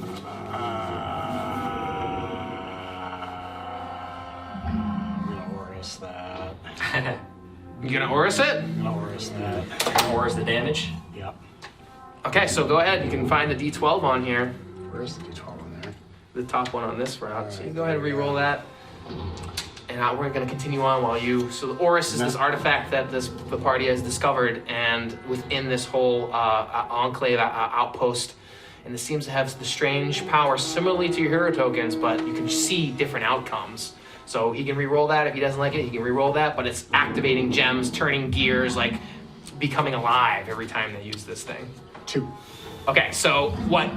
Perhaps a moment alone, you can describe it how you'd wish. You see a deadly blow from something, and now is the moment where you're like, no, I don't want that life, that reality. Yeah, no, the image flashes before Elarius's eyes. Horns. He just gets this sense of impending doom and moves like 3 inches out of the way. The blow that in another reality would have been to the vitals becomes grazing. You accept that, I assume. I accept that. Because you could keep rolling and take the best. That's the thing with the hero tokens. Or as opposed to the hero token, you can have multiple. I'm just emphasizing what this Horus thing does. You want me to roll the Horus again? That's what you want me to do. I'm just letting you know. I'm just letting you know for future endeavors. Okay, so the grazing blow, and there the Minotaur's surrounded by all of these folks. It's in complete darkness. I should have been rolling advantage in all of these. Nope. I will. Against Gallivan, nothing. Against Elarius, nothing. And Well, that already, those did hit. What they did, yeah. Well, his no, if I could have Gallivan. Yeah, Gallivan. Oh, yeah. that's true, I guess, yeah. And we'll just let you slide for a second. Okay, so. Oh, yeah, torch lights up. Light it up, yeah, baby. there I am. Round and about. Okay, so now start a new hour timer. Finally get these lights back. And the room is illuminated. Whoa. All right, so how do health potions work? Yeah, actually, Slug you would have that been rolling back. at disadvantage. Well, oh well, moving on. How do potions work? So you're gonna roll a d6, I believe. Okay, so if I drink it, it's the amount of health that I get back. Yeah, I think so. Yeah. I'm just gonna call it d6 right now. Yeah. Go for it. I'm not. I don't Alright. always time with that. Yeah. Whatever. So I'm gonna. That's my action? I can't attack. That is an action. Right. Okay. So I'm gonna drink the health potion. Fucking hell. To get my 1 point of damage back. Awesome. And then I'm going to step out of the water. Make a con save before you do that. Yep, D6 goes right. 1. Yeah, it's like a warm bed on a cold, snowy morning. You lose another point of wisdom. Okay. Out of the water. Yep, you're out of the water. Torch lit, burning bright. I will say the orb helped your arrow for that. Yeah, the little something like this one. Nice. Thank you, Sam. There you go. All right, Gal. Gallivan, you're up. You see, Herman's out of the water. Gallivan's working flexing at the moment. Herman, are you doing all right? Could you use a hand? I could use this beast dead. Understood. All right, so he goes ahead and he lines up a shot with his spear once more. Charging. 11. Do you take that? I take that. You can see, ping, ping, guys are deflecting spear and axe. You sure? Yeah, I'm sure. Okay. Done. Dhaccad, you can see that toe to toe with Gallivan and the spear. Ping, ping, ping. I think I ought to. The shell of the turtle has dissipated for all of us. Yep. I think it's time that I try to cast it again to It protect. is near, though. Oh. Yeah, People distance who are wise. near So it would not affect Gallivan and Elarius because they're like on the other end of that. Oh, it would only help. Yeah. Okay. Yeah. And I would say that they're like in dim illumination at the end of this cave as well too. Okay. Wait. Oof. What was it that you found? What was the treasure? I gave you a ring. Gallivan took it. Oh, Gallivan, sorry. I gave Gallivan a ring. Gallivan has a ring, and it provides wisdom. Yeah, it puts your wisdom at 18. But it can also bring bad weather. Into a cave? Could it bring bad weather into the cave? Right, I don't know. Let's see what happens. And the bull could start like having foggy nostrils. Because the only spell I have that is far is that Voice of Verity won't help. Sacred Bounty. Open yourself to the abundance of the universe. When you or your allies discover treasure worth at least 1 XP, you gain an additional +1 XP. So could I try to cast a spell, borrow the ring? See if we can summon some bad weather. That would be bad though. That's like a curse. Okay. So that would probably help the bull. Just flood. Well, yeah, maybe flood the cave. Well, that's what you're going for. You want to try to do something like that? I mean, Honestly, Creatively, I'll follow you creatively anywhere. okay. Should we try flooding the cave? I guess we all gotta roll Constitution checks. Well, you were right. You were right about the water. And Herman, you were safe and you were okay in the water, right? So. Well, yeah, sure. If I had been more in the water. Yeah, you know But he's yes. not okay. Yeah. Like, even from your initial premonition or initial feelings of it, you can see it now having a toll on him despite swimming around, and all of a sudden he's starting to get a little, Yeah, right. a little glassy-eyed, It's a stopped little, the bull, yeah. little dangling tongue, he's kind of A getting, little loopy. yeah. Well, maybe we can try to corner or get the Minotaur into the water. And the only way I could imagine doing that is if we try flooding the cave. So, How would is you that want is this violating some rules? No, You can get the ring, I guess. we are the rules. Passing the ring over somehow. I don't know. I mean, yeah, if you can get to me, I can pass you the ring. Yeah, he can get to you, no problem. Give me the Okay. ring! Pass me the. Give me the blighted owl. Do I need to do the Sacred Bounty cast? If you want, that's like a very interesting spell where you get more experience points. But Oh, yeah, okay. narratively, stylistically, go for it. Try Sure, casting it. I'll try casting. So, Dhaccad runs over to Gallivan. Pass me the ring if you can. There you are. Ring of the Blighted Owls. Why are you thinking about treasure at a time like this? I think that perhaps I will sacrifice myself and take upon a curse so that that bad weather might flood the cave, and perhaps the Minotaur will get swallowed by this water. It might weaken him. Are you crazy? I don't know what else to try. See Gallivan like fighting this thing. I don't know what else to do. Beautiful. So go ahead. What's the name of this spell? Well, so there's Sacred Bounty, Sacred Bounty. Great. but that adds 1 XP if someone finds a treasure. Yep, yeah. So mechanically, that's like we gain the experience points by finding treasure, and this spell seems to aid in that. But I like how you're using it in order to try to gain the benefit of a curse to do what you want to do by flooding the cave. I do also want to throw out there, Dhaccad, didn't you have a sort of truth chant? I do have a truth chant. Why don't we ask it what its weakness is? Excellent thought. Water. This particular water in this cave. I know, yeah, well, I know that the Minotaurs, there's a reason that they never go and touch the water. And, I mean, it wasn't good for you, but you're alive. I'm But okay, just a little confused so maybe, and wealthy. Well, He how- remembers the gold. how would Can't this, forget that. how would this work? Like, So you're gonna cast that spell, True Bountiful. What is it? Sacred Bounty? Sacred Bounty. In Yeah. order to do what you want to do narratively. That's what Okay. that's what you're suggesting, right? Yes. And So so, you have to- so I have to wear, I put the ring on. Yeah, your intelligence becomes, your wisdom becomes 18, which is a Okay. +4 modifier. Okay. Which is great because that helps you cast spells. Okay. Even better. And I need to get DC, I have to get 10. Yep. So you need So 6 or six, higher. six or on this die. higher. Yep. All right. Here we go. Here we go.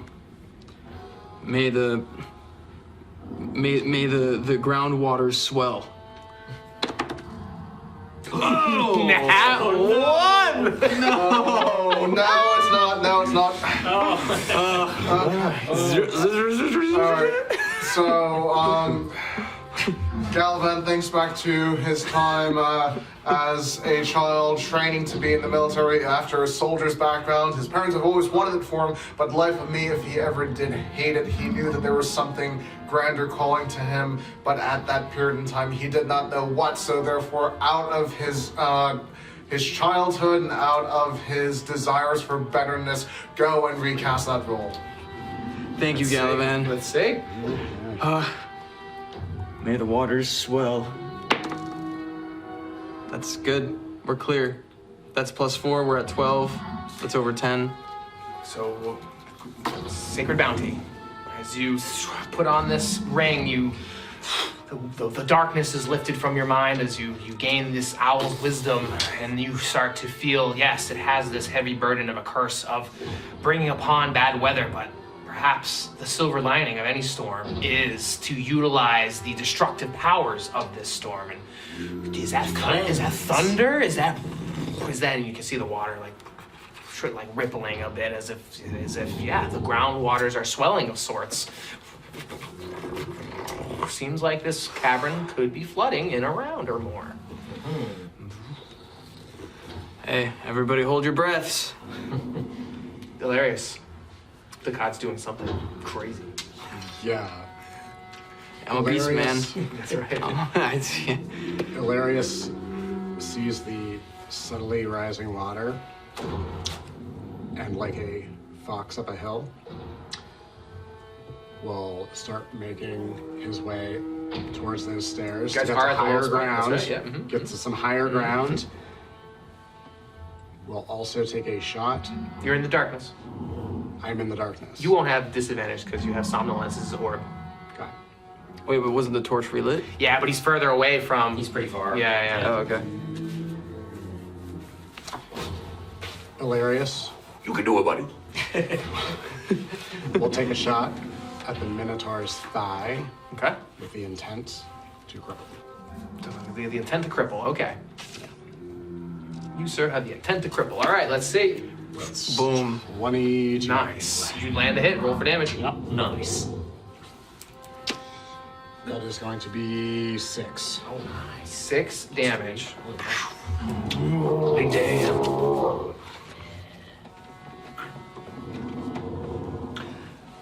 So the Minotaur is, taken aback and is just seeing this defender of Gallivan withstand his attacks and refuses to let him down, let him go, put him down. So he's looking at taking out Gallivan with one of his axe attacks.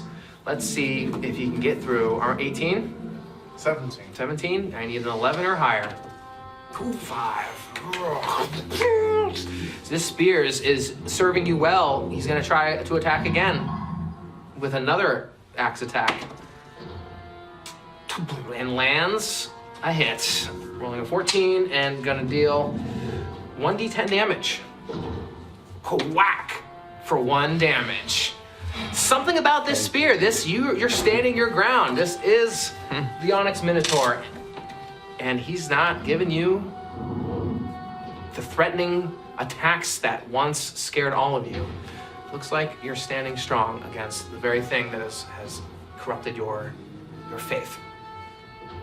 Hermann. So Hermann is like he's got out of the water now. He's kind of seeing things like ripple a little bit. And he's Yeah, it's like at your heels again. right. And he's like, hey, whoa, my stuff. So he remembers his stuff that he put down. So just very quickly, Hauling Bull statue connects to an interdimensional space worth 3 gear slots. Correct. So I can just put stuff in there Correct. and then keep the statue. Correct. Okay, great. So I'm gonna throw the protection balm into the statue. I'm gonna grab the gold. I'm gonna throw the leather belt in there. So that's 1, 2, brass ring. So food, does that give you health? What is if you just eat like The rations. yeah, I have a sausage. Yeah, right. But this is in the water. It's a salty sauce. Yeah, It's it's preserved by the sauce. All right. I don't know. I mean, generally, does food give you health? No, it doesn't. Oh, it doesn't? Okay, it's just if you need to eat. You know what? So, all right, I've got the 1, 2. He's going to toss the brass ring in there as well. He's going to take the other stuff. All right, he's got his shit. Whatever. Moving away, I'm going to... I mean, that's pretty much your actions if you want us to do all that. Oh, You can move. Stuff You my can stuff. move, Yeah, though, yeah. right. Yeah, I'm going to just haul it Oh, back. yeah, you're like packing it up. Okay. Yeah. So I'm like, whoo, I forgot. I'm holding the torch also, just kind of like, ooh. You're like, what the fuck is this guy doing? So he's like, yeah, I'm like You hustling have the over. torch like under your arm as you're like stuck. Yeah, kind of like hustling over there down here. Getting away from everything. Yeah, sure. As you start packing this stuff into this leather satchel, you can see that like a brass ring appears on his arm, on his finger, and like a potion appears on the Onyx Minotaur's like belt pouch. Oh, okay. So he's the interdimensional space. I don't think we said anything about a potion. Oh, I see. You put that The balm. Oh, yes. balm. Yeah, sorry. The ointment. You just gave it to him? Well, I don't. I still control it, Right. presumably. But he also can. Well, Hermann, so this is a statue, An onyx bull statue. Onyx Bull statue. It sounds like you have the power of voodoo. I guess. Oh, that's interesting. Wow. What does that mean? I've never heard that before. Well, you see, in the darkness, what we know of as voodoo, it's whatever you do to the statue will happen to whatever spirit is tied to that totem. Oh. Break the statue. Oh. Oh. I just Break put stuff it! in there. Forget the stuff. All right, so I'm gonna. That's your turn. Oh yeah. All right. Down Can I there. break the statue? Yeah. But I'm over by these guys now, right? What do you want to do? So they're yelling at me to break the statue. Oh, okay, here. All right, so I Toss take the it statue. and I've got the spear. can I break it with a spear? Theoretically, this is the one spear that could take out the Onyx Minotaur. Yeah. In fact, that spear and you are the one to do it. I take the spear and I shove it into that statue. Shove it into the statue, or like Yeah, you're like attacking trying it? to- Oh yeah, you're not like Smash storing it in the back. Making sure. Minotaur gets the gold. Nice. This thing comes out. Actually, you just give them everything. He's like, oh. Worst ball of holding ever. Go ahead, I'll make an attack. Do you want to target any particular aspect of the statue, or just like? Right in the chest of the statue. Go for the heart. Hey, 20! Natural 20, 24 altogether. Or 23 altogether. Roll for damage. Crit damage. So that's twice, right? Correct. 3, 4, 7, 8. on the As statue. you take your spear, vigilant, you're fighting the Onyx Minotaur blow for blow, dodging, chucking, jiving, everything as you guys are trading off in this unholy duel. And the statue, you can see Hermann, putting stuff in it, and stuff's appearing, and yeah, Dhaccad's like, I think it's linked, and you just whip around and just jab right into the statue. I like the idea that I'm like near them. He doesn't even take the statue. Oh, He's you're like- still holding it? Yeah. Yeah, I'm still holding it like, like, Bah! like my haze. And he's like, yeah. Yeah, you totally just like rip into the statue, and it just like the legs shatter, the arms shatter off, and it's just like the torso and the head. The spear's like, Yeah, like right into the centerpiece of the statue. And similarly to the Onyx Minotaur, you can see its leg breaks, arm breaks, and it's just like a broken husk of itself, but it's still alive. It's just a torso, it's just its head. It's on the ground. It's severely injured, just like the statue, but the statue's, the torso and the head are still attached. Why? What? That spear has been nothing but an enemy of mine, and how dare you wield it against me? My loyal sage, my loyal servant, help me! Come to my aid! What do you do, Dhaccad? I am your servant no longer. Let's end this now. I'm gonna take my cudgel, and I'm going to try to shatter what is left of the statue. I'm still like, Give me the statue. You're like coming at my chest, the cudgel coming at my head. I'm like, whoa. All right, you're gonna baseball toss it. You're gonna underhand toss it. Yeah. Softball. I toss it to him as the cudgel's swinging. Cudgel. Let's see, swing cudgel it, swing. Wind it up like a bat. You're gonna need a 10 or higher 10 or higher. with a -1. This is the moment. Come on. This is why we play. Here we go. Sick! Swing and a miss. Do you accept that? I don't have any means by. There's always a means at this game. All right. All right. What's the cost of spinning that? We don't know. That's the problem. We'll probably find out later. You may not. Lights Okay. and stuff just turn on and. All right. So I just spin it for. So yeah, you're gonna look at the row there. You want that D20. I believe it's on the right side. It might be on the other side. I'm not sure For yet. D20. Yep. So you're gonna follow that row where the golden arrows meet, Okay. and you're gonna roll it. Whatever that you can is. Spin it. Yeah. Whatever's in between those golden arrows is what the Oris I will presents to say- you. Guide me, Horus. You can always have Elarius taking a I was shot gonna at say, it. if it's still As in the it's air. yeah, you miss in the air, it's still flying. We could get an arrow shot at it. This is true. It's up to you. Well, if there's no cost to spinning it, Well, how often we can don't you know. do? Oh. You can spin it infinite times, but lights Oh, and stuff yeah. keep getting activated. So we don't know what will one day happen. He knows. Oh no. I don't want to mess with y'all's magic. He's like incentive. I guess a bigger question at this point would be, do you share the Oris with Dhaccad? Because we've had that, everyone in Arventa has access to it, but he's not really of Arventa just yet, and he's only been in the Citadel. Would you have Yeah. shared this with Would him? you trust me with your Horus?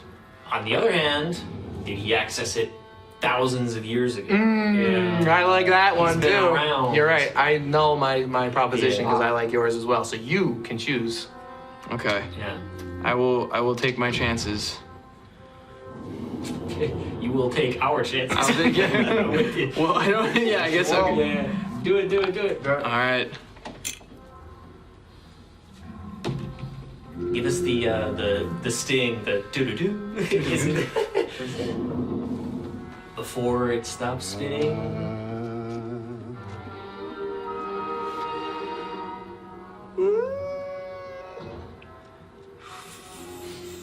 4. Okay, you choose to accept that. You can keep rolling it. It just adds another gem lights up, another wheel turns up. Oh, I won't counting? risk it. I am counting. I will not risk it, and I So in this Concede. 4, you see a vision that's worse than this roll of 6. So however you want to justify that narratively, yeah, I feel that I sense that my fate isn't to be the one to finally smash this statue. Perhaps. I must pass it. I must pass this responsibility on. Exactly. So and it just so happens, as you use this Oris as well, like in the past where you have once held this thing and left it further in the colony, however many moons ago, you have a sense of a great wrong within your faction. You were once a part of these zealous vision voyagers who came here in the Day of the Pink Sun in the last Aeon. And by integrating and utilizing this Oris, you see that grave mistake that these vision voyagers took, and perhaps could be fixed with this Oris. But that is a fable for another day. No, we're not ending, but that is. Careful what you say. So that's an interesting thing to partake in. Okay, so you decided not to. The statue's still in the air, flying through the air. Elarius, you see Dhaccad miss, and he knows he had a moment that he could have been the one, and he was so obsessed with vanquishing this monster for his brethren, but he chose to just accept the miss. But what does Elarius do? With lightning speed, an arrow comes out of the quiver. By the light of Somnolentus's soul, you see a pineapple etched into the arrowhead. That's right. So since you're not in the darkness, I'll give you advantage on this with Somnolentus. Oh, you need a 10 or higher. Well, yeah, because that's like a +5, so Woo! that's 14. Yeah, 7 and a 9. We were all like, Plus. tell me what happens. In slow motion, everyone sees the glinting arrow with the etched pineapple slowly rotating through the air, catches the statue fragment right where the neck meets the torso. And it shatters this little statue, sending bits of onyx everywhere. Clink, clink, clink, clink. And you can just see it's just met with just like this black viscous blood as the rest of the Onyx Minotaur falls down to the ground. It is literally just his horns and his snout at the foot of Gallivan.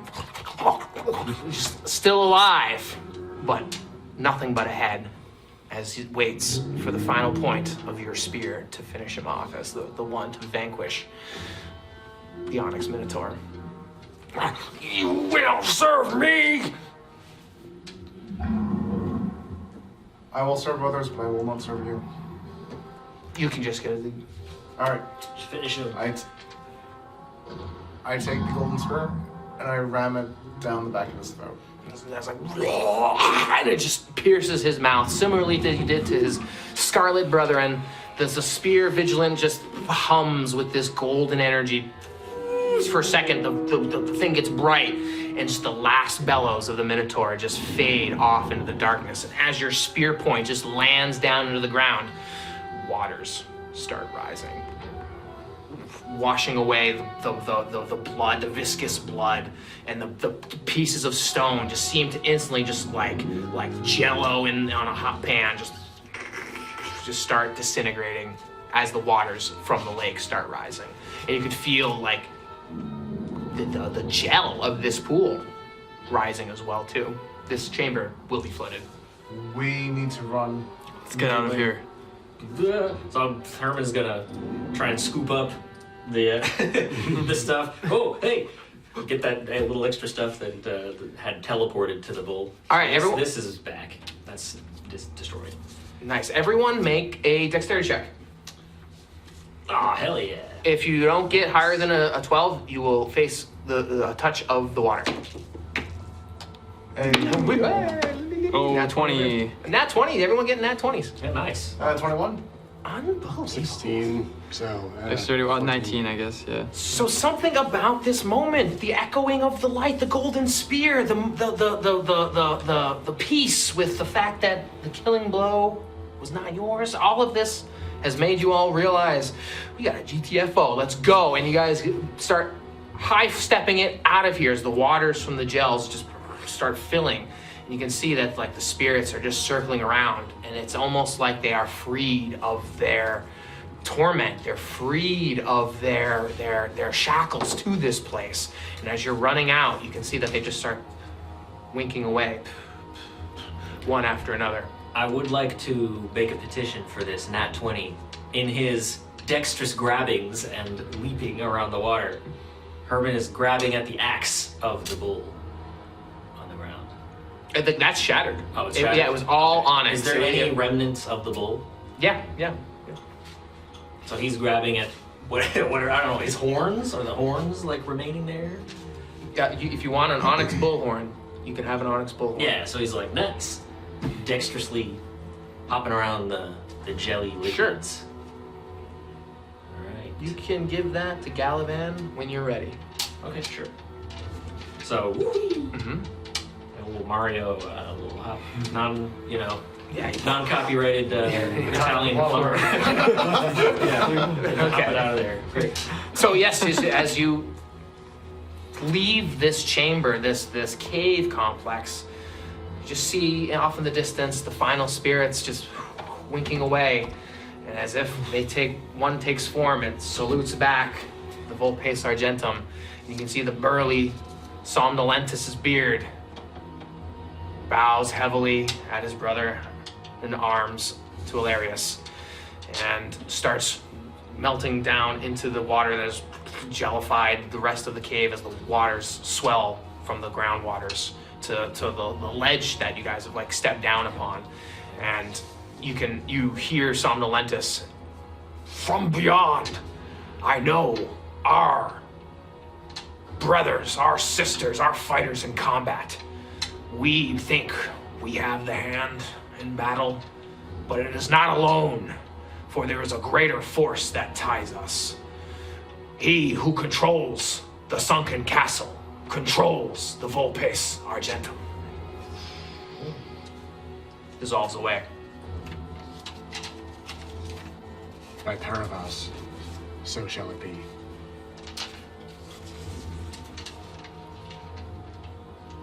And there you are in the rest of the Citadel, and with the groundswell itself, the Citadel like shakes in this torment. It's like a shudder of relief as the complex just seems to glow a little brighter, be a little airier. All of a sudden, it's just filled with this positive atmosphere that has not been felt whatsoever, as the final remnants of this bull god that has corrupted this citadel is vanquished for once and for all, thanks to all of you guys. And what do you think about it as you all start navigating your way past through the Hall of Heroes here? Do we want to go back to the courtyard to kind of debrief and reflect? I think that would be important. Let's get some fresh air. Here we are, back in the courtyard.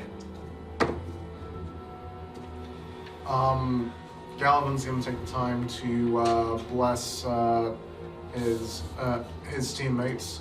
Hermann, then Elarius, then Dhaccad. So let's see.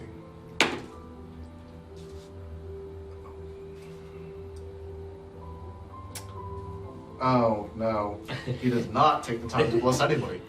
What happened? What are you doing? Are you casting an actual spell? I do cast an actual spell, and I was not able to perform it. So All right, play it out. So you're entering the general courtyard. Gallivan wants to take a moment to channel Guide to bless everyone. But there's a hiccup. There's a moment of lapse, of doubt, and your spell isn't answered, isn't delivered. it's odd the moments that the goddess decides to be with us, isn't it? You may have been right before that she wasn't, or at least that she chooses when she is present. Perhaps she knows that we don't need her help right now, and that there are other things that she must attend to. Gallivan, very good showing in there. Very, here. So he hands him, he's kind of like, at a loss for words with the moment that we've all had, but hands him this relic from the Minotaur, the bull. I think you should have this. You might learn something from it. I take the horn in my hand, and immediately I feel a surge of strength rush over me. Despite the adrenaline that has coursed through and has begun to fade, I feel empowered and strengthened once more, as if in battle. And as you're handed this horn of the Onyx Minotaur, you guys have just entered the central courtyard, which is one of the only chambers that has the exposed roof to the skies. And this is a chamber that has met bloody combat. The very Onyx statue itself once stood here as a symbol of sacrifice and ritualistic bloodletting here. And in a weird twist of fate, as you're trying to bless people on your way to the chamber, it didn't work. And Hermann hands you this bull's horn as you step through the chamber. And for the first time, in what seems like the only time that you've been here, you walk out and it's just raining from the skies in this Balsalt Desert, in this area. And is this the Blighted Owls? Is the ring of the Blighted Owls here that has caused this groundswell? Or is it a metaphor for something deeper, that your communion with Gede and your struggle with trying to rid yourself of this corrupted bull god and his twisting of his of your own faith, and you're granted this bull horn, and it unlocks this power within you that you feel quite, I don't know, how do you feel about it? I'm feeling honestly a bit conflicted about it. I feel like in the moment where I tried to demand Gede's assistance, I didn't get it, but it was given to me in a different way. And that combined with the coolness of the rain as it falls upon my cheeks, it gives me pause to reflect on Gede as our servant, and as a servant to others as we are to others. A comfort in trying times, and a stable anchor where we don't even know that we need her. And I look to Dhaccad and I say, the connection that you've had with Gede, What? You know that? Yeah. Oh yeah. Who? No.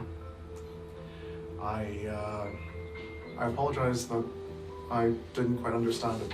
And I believe that is for each to determine. As I've said to many others that have passed through here, that they have a duty and they have a right to forge that relationship with their beings. And it pleases me to see that you've done so very well to do that with yours. Be well. Thank you, Gallivan. So you've gotten a new spell. Is that something you want to share? You want to Yes, keep it with I you? can go ahead and share that quite happily. So the spell is Taurian Tact.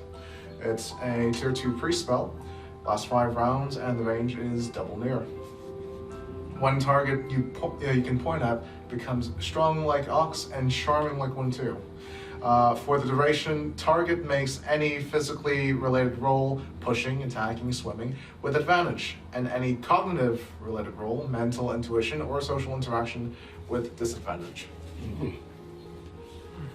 So this spell is delivered to you as you enter the central courtyard, in a way, perhaps a reward for continuing your drive towards faith. And you meet a fellow faithful in a way, but a far and distant older one as well. And the Citadel just has this glow about it, despite the rain, despite the clouds. Anything else you guys are thinking about before I'll take off this last napkin? Yeah. Elarius looks up to the sky, feels the cool rain, and moved by the image of Somnolentus, starts thinking about brotherhood and being brothers in arms, and looks at all of you and considers you amongst the finest soldiers he has ever served with. He thinks about Kalazan and Thazoon and the new hunting pack, and all the ties that he has forged in this land. And for the first time since making landfall in Arventa, an odd peace falls over him. Is this internal or is this expressed? This is internal, but everybody notices Elarius kind of looking at you each sequentially and kind of giving a knowing nod at the shared experience that we've all been through. And even though it's not spoken aloud, you understand that look. So Hermann gives him a good nod and then looks over at Dhaccad and sees a very, very worn and faded leather belt with Thanian script on it. It's the language of the Minotaurs. Yeah, which actually Hermann knows as well. And Beastmen. Beastmen also speak Thanian. And so fluent. in Thanian, with kind of a knowing eye, says, "Take off your belt. Trust me. Should buy me dinner first. I've got something better for you." Well, all right. Go on.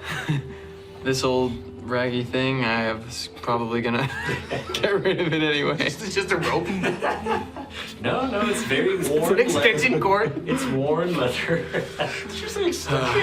The god takes it. So Hermann takes it and hands him the same belt that he found at the bottom of the pond there, but brand new, gleaming leather belt, and gives it to him. Wow. Thank you. Truly, this is magnificent. A new piece of clothing for your new life.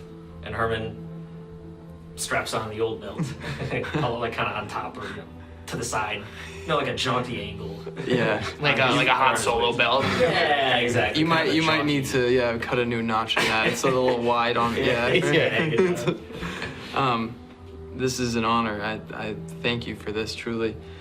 And I can't thank all of you enough from the bottom of my heart. I never, in my wildest dreams, imagined that there could be anything but darkness. I was so deeply immersed in it that I could have never, I just didn't picture anything beyond it. Just as, when you're a fish in a pond, you don't know anything but water. Water isn't even real to you. But now I know there's something beyond that, and I sense that, Gallivan, your connection with Gede will only further strengthen, and what you have done here today proves that you are worthy of that connection with her and the strength that she can provide. And I'm sure she will recognize that in time, as it took eons for my people to find a connection with her. And Hermann, your cunningness really saved us in there, and your bravery jumping into those dark waters is something that none of us had even considered. The first time I came to the Citadel and I saw that cave, I stayed far away from it. But your bravery in going into those waters was deeply commendable. And It's hard to resist, right? and Elarius, your marksmanship and focus was unmatched, and it was an honor to fight beside you. So thank you, and I am grateful to you all for now. I will be able to help my brethren slowly wake up in the Citadel and tend to their needs as they slowly feel the haze lift from their own eyes, and I'll be here to welcome them. And let that inscription be a guiding mantra for you, whatever the belt might say. Thank you. My Thanian is a little rusty, but I'm sure I'll find much use in this belt. Right. Well, it is the very forgotten language of the Beastmen. So hopefully then it'll come back. Maybe it'll they'll relearn it. As you serve others, may others serve you back. Amen. So with all this camaraderie and brothers at arms and quelling this hefty debt and deed within the Citadel, do you take these words and take these earnest efforts to finally unveil the last of the Citadel itself, in which you've uncovered the last bull statue, which you've now learned to best avoid and seek and uncover, or at least know the presence of. You also have waded through what seems to be a horrid scene of fallen skeletons, fallen folk that the Scarlet Minotaur, presumably, or possibly even more recently the Onyx Minotaur, has slain various servants that were here. Their bodies look like they were trying to defend themselves, but they're hacked at the neck, cut at the waist. Clearly there's axe marks and blood and dried blood from centuries ago. It's just lining this place like a crazed butcher wandering the halls here. Do you choose to search through those skeletons at all, or would you rather them rest in peace as you continue your way through the Citadel? I won't be touching them. I do not wish to disturb the dead. I don't think Herman's not much in a mood to do anything anymore. He's had his fill of exploration and such. Mm-hmm. But he is starting to cogitate ways to bring the circle in here, at the very least, and begin setting up, perhaps chiseling through to kind of open up certain walls and things, and widen these corridors, maybe knock them down to access other parts, and really just make it a vast palace for Armenta to take over. It's all here, and certainly the enlightened beastmen, as they find themselves out of their lairs and open secret passageways that you guys have found along the way, come out into the skeletal remains, and their eyes are lightened, and they recognize, like, these were my brethren long ago, and they see Dhaccad, their leader, who's battle hardened now, and they start with his sort of guidance tending to the fallen in respectful sort of ways. And all of this sort of is unfolding in this sort of like a montage sort of way. And the last room you come to is a barred door, but it's barred on your side. And there's a little keyhole, and you can peep in there, and you just hear some like clunking around, scattering, or like milling about. And you can just see like little beads of light floating around, but it's barred. I'd say now's not the time to be foolish. If we're to open it, someone stand ready. Can we make a sort of trap with anything? If something were to come rushing out, or do we have anything that Should we try talking to it? Yeah, definitely. We could yell and see if it responds. Dhaccad, if you do the honors. So does Dhaccad not speak Thanian? I do speak Thanian. Oh, okay, Common Thanian and Primordial. Oh, okay, cool. I could also try Primordial if Yeah. it's something a little too ancient. Yeah, Give it all three. I'd say Dhaccad should probably do the honors. Hello. And you're like, about time. We've been waiting. Shall we return to the castle? Who are you? You've kept us in here to continue the negotiations. Oh. Oh. Uh-oh. This was the last sworn enemy. This is the statue. This was what we were warned of. And they have a connection to the castle, eh? well, that's perhaps I was wrong, and it was Demanthus who was the actual enemy. All this time I thought Minoros, but it sounds an awful lot more like a halfling. Well, from Hermann has heard from Elarius about the castle, the sunken castle. Is it the same castle? We don't know, but What is your name? Our names have been lost to time. We only serve Perivas. Are you of elven descent? Our descent is nothing. We have a new life. Would you like some sausage? Herman's got his You like see- salty little. Is it, Brine sausage. it's barred on the other side or on our side? Your side. We could open it. Correct, yeah. Oh, Yeah. all right. It looks, it's a prison door. It's obviously a prison Okay, door. okay, yeah. They're locked in. I mean, Elarius, here's the reference to pair of us. So I'm blanking on Paravas, but I know the name. Was that from the castle? Yes, specifically the Gnolls also revere Paravas as a heroic figure in their lore, as do the Volpes Argentum. Aha. Okay. Yep. So, upon hearing the name Paravas, Elarius steps forward and unbars the door. In this prison door.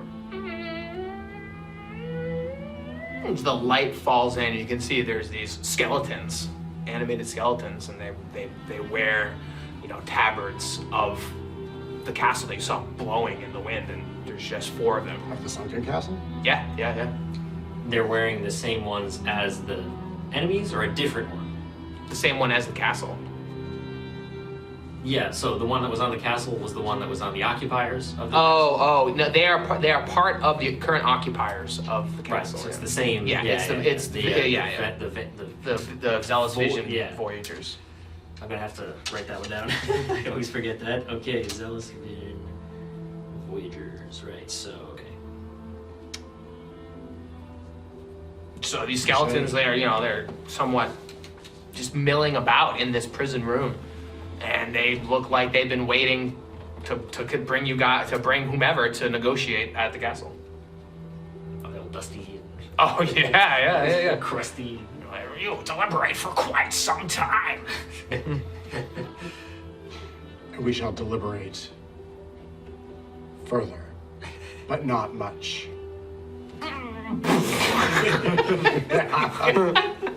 Exactly. I think we should keep our negotiators until we need them. Definitely. I think they might be a useful diversion for the hunting pack at a later date. Indeed. Some aggressive negotiations.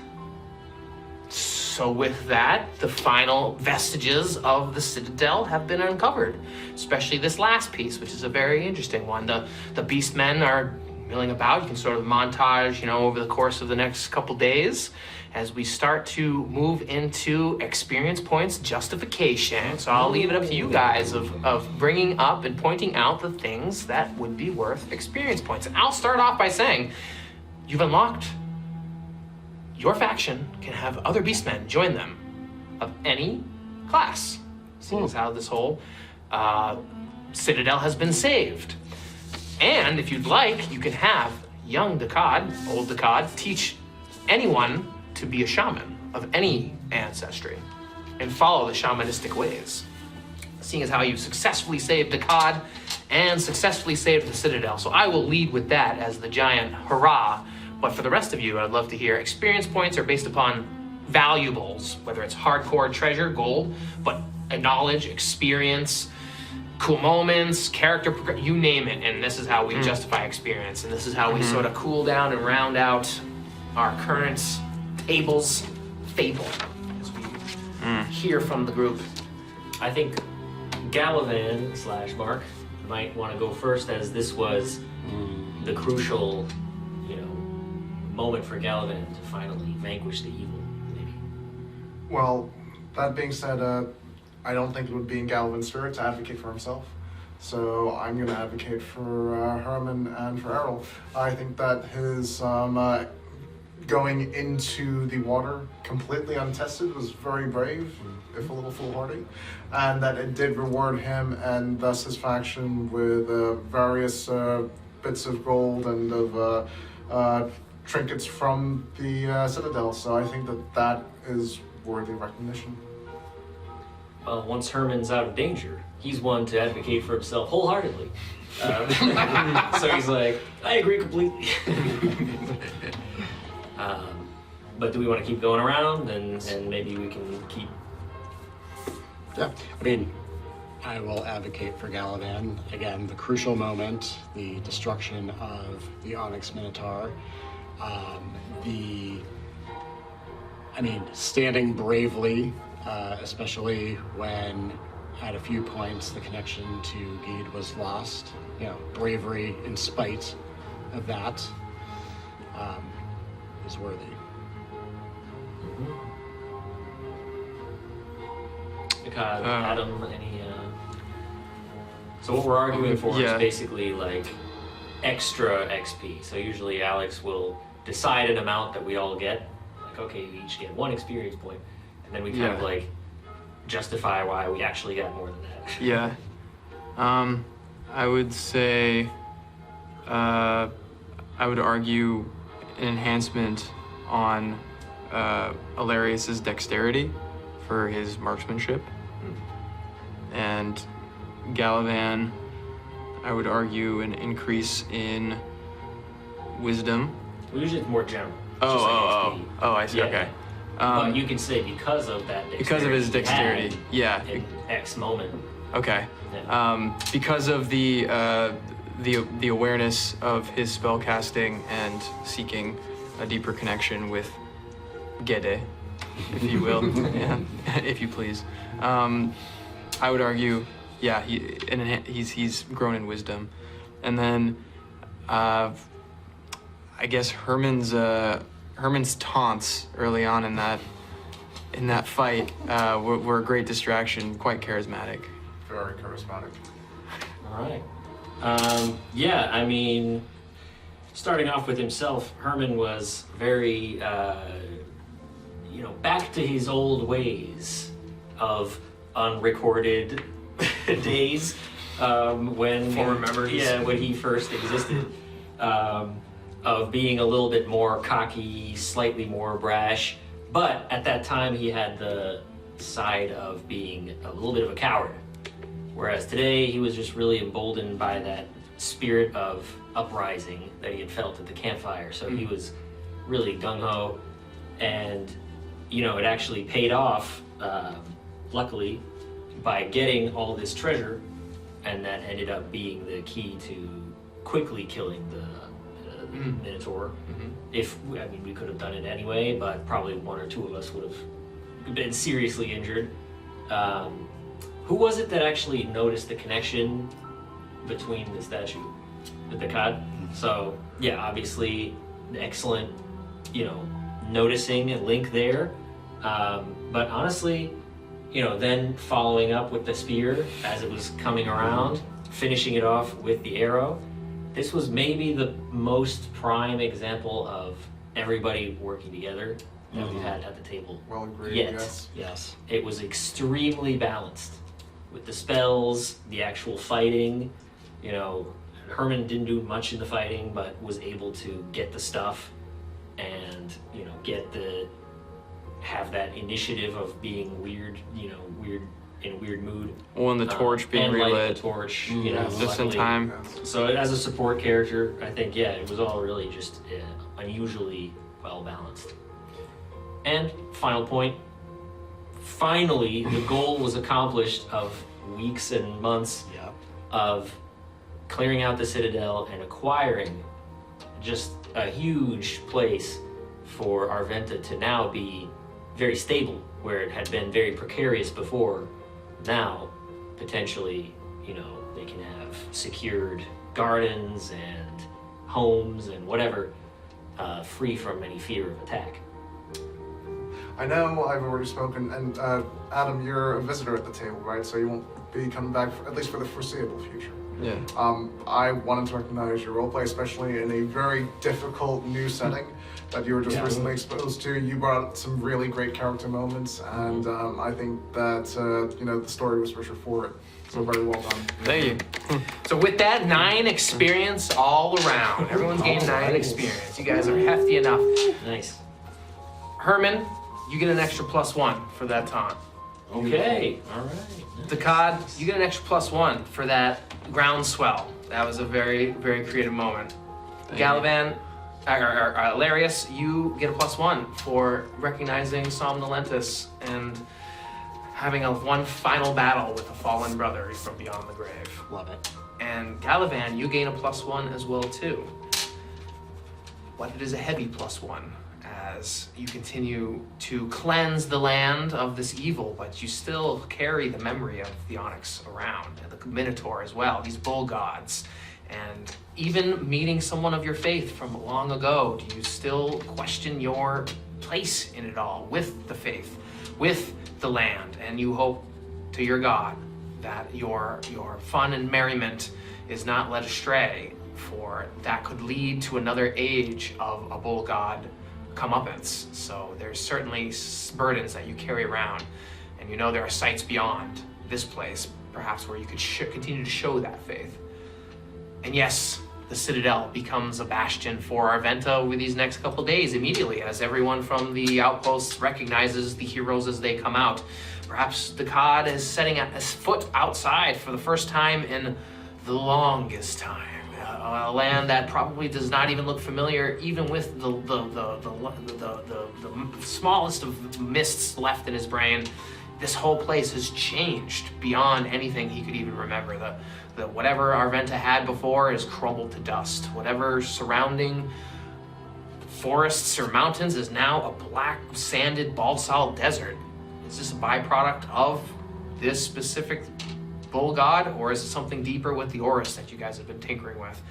And Arventa will continue to grow with your strength and grow with your power as you continue to secure resources that have been left astray but now have been used and manipulated for hopefully the greater good, as you encounter folks across the land that have been struggling with a deep, dark power.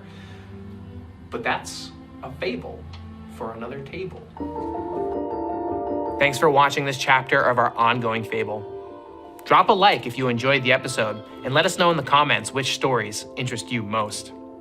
Subscribe to the channel so you don't miss any of our upcoming videos, and to stay connected, there are links to our Discord and socials in the description.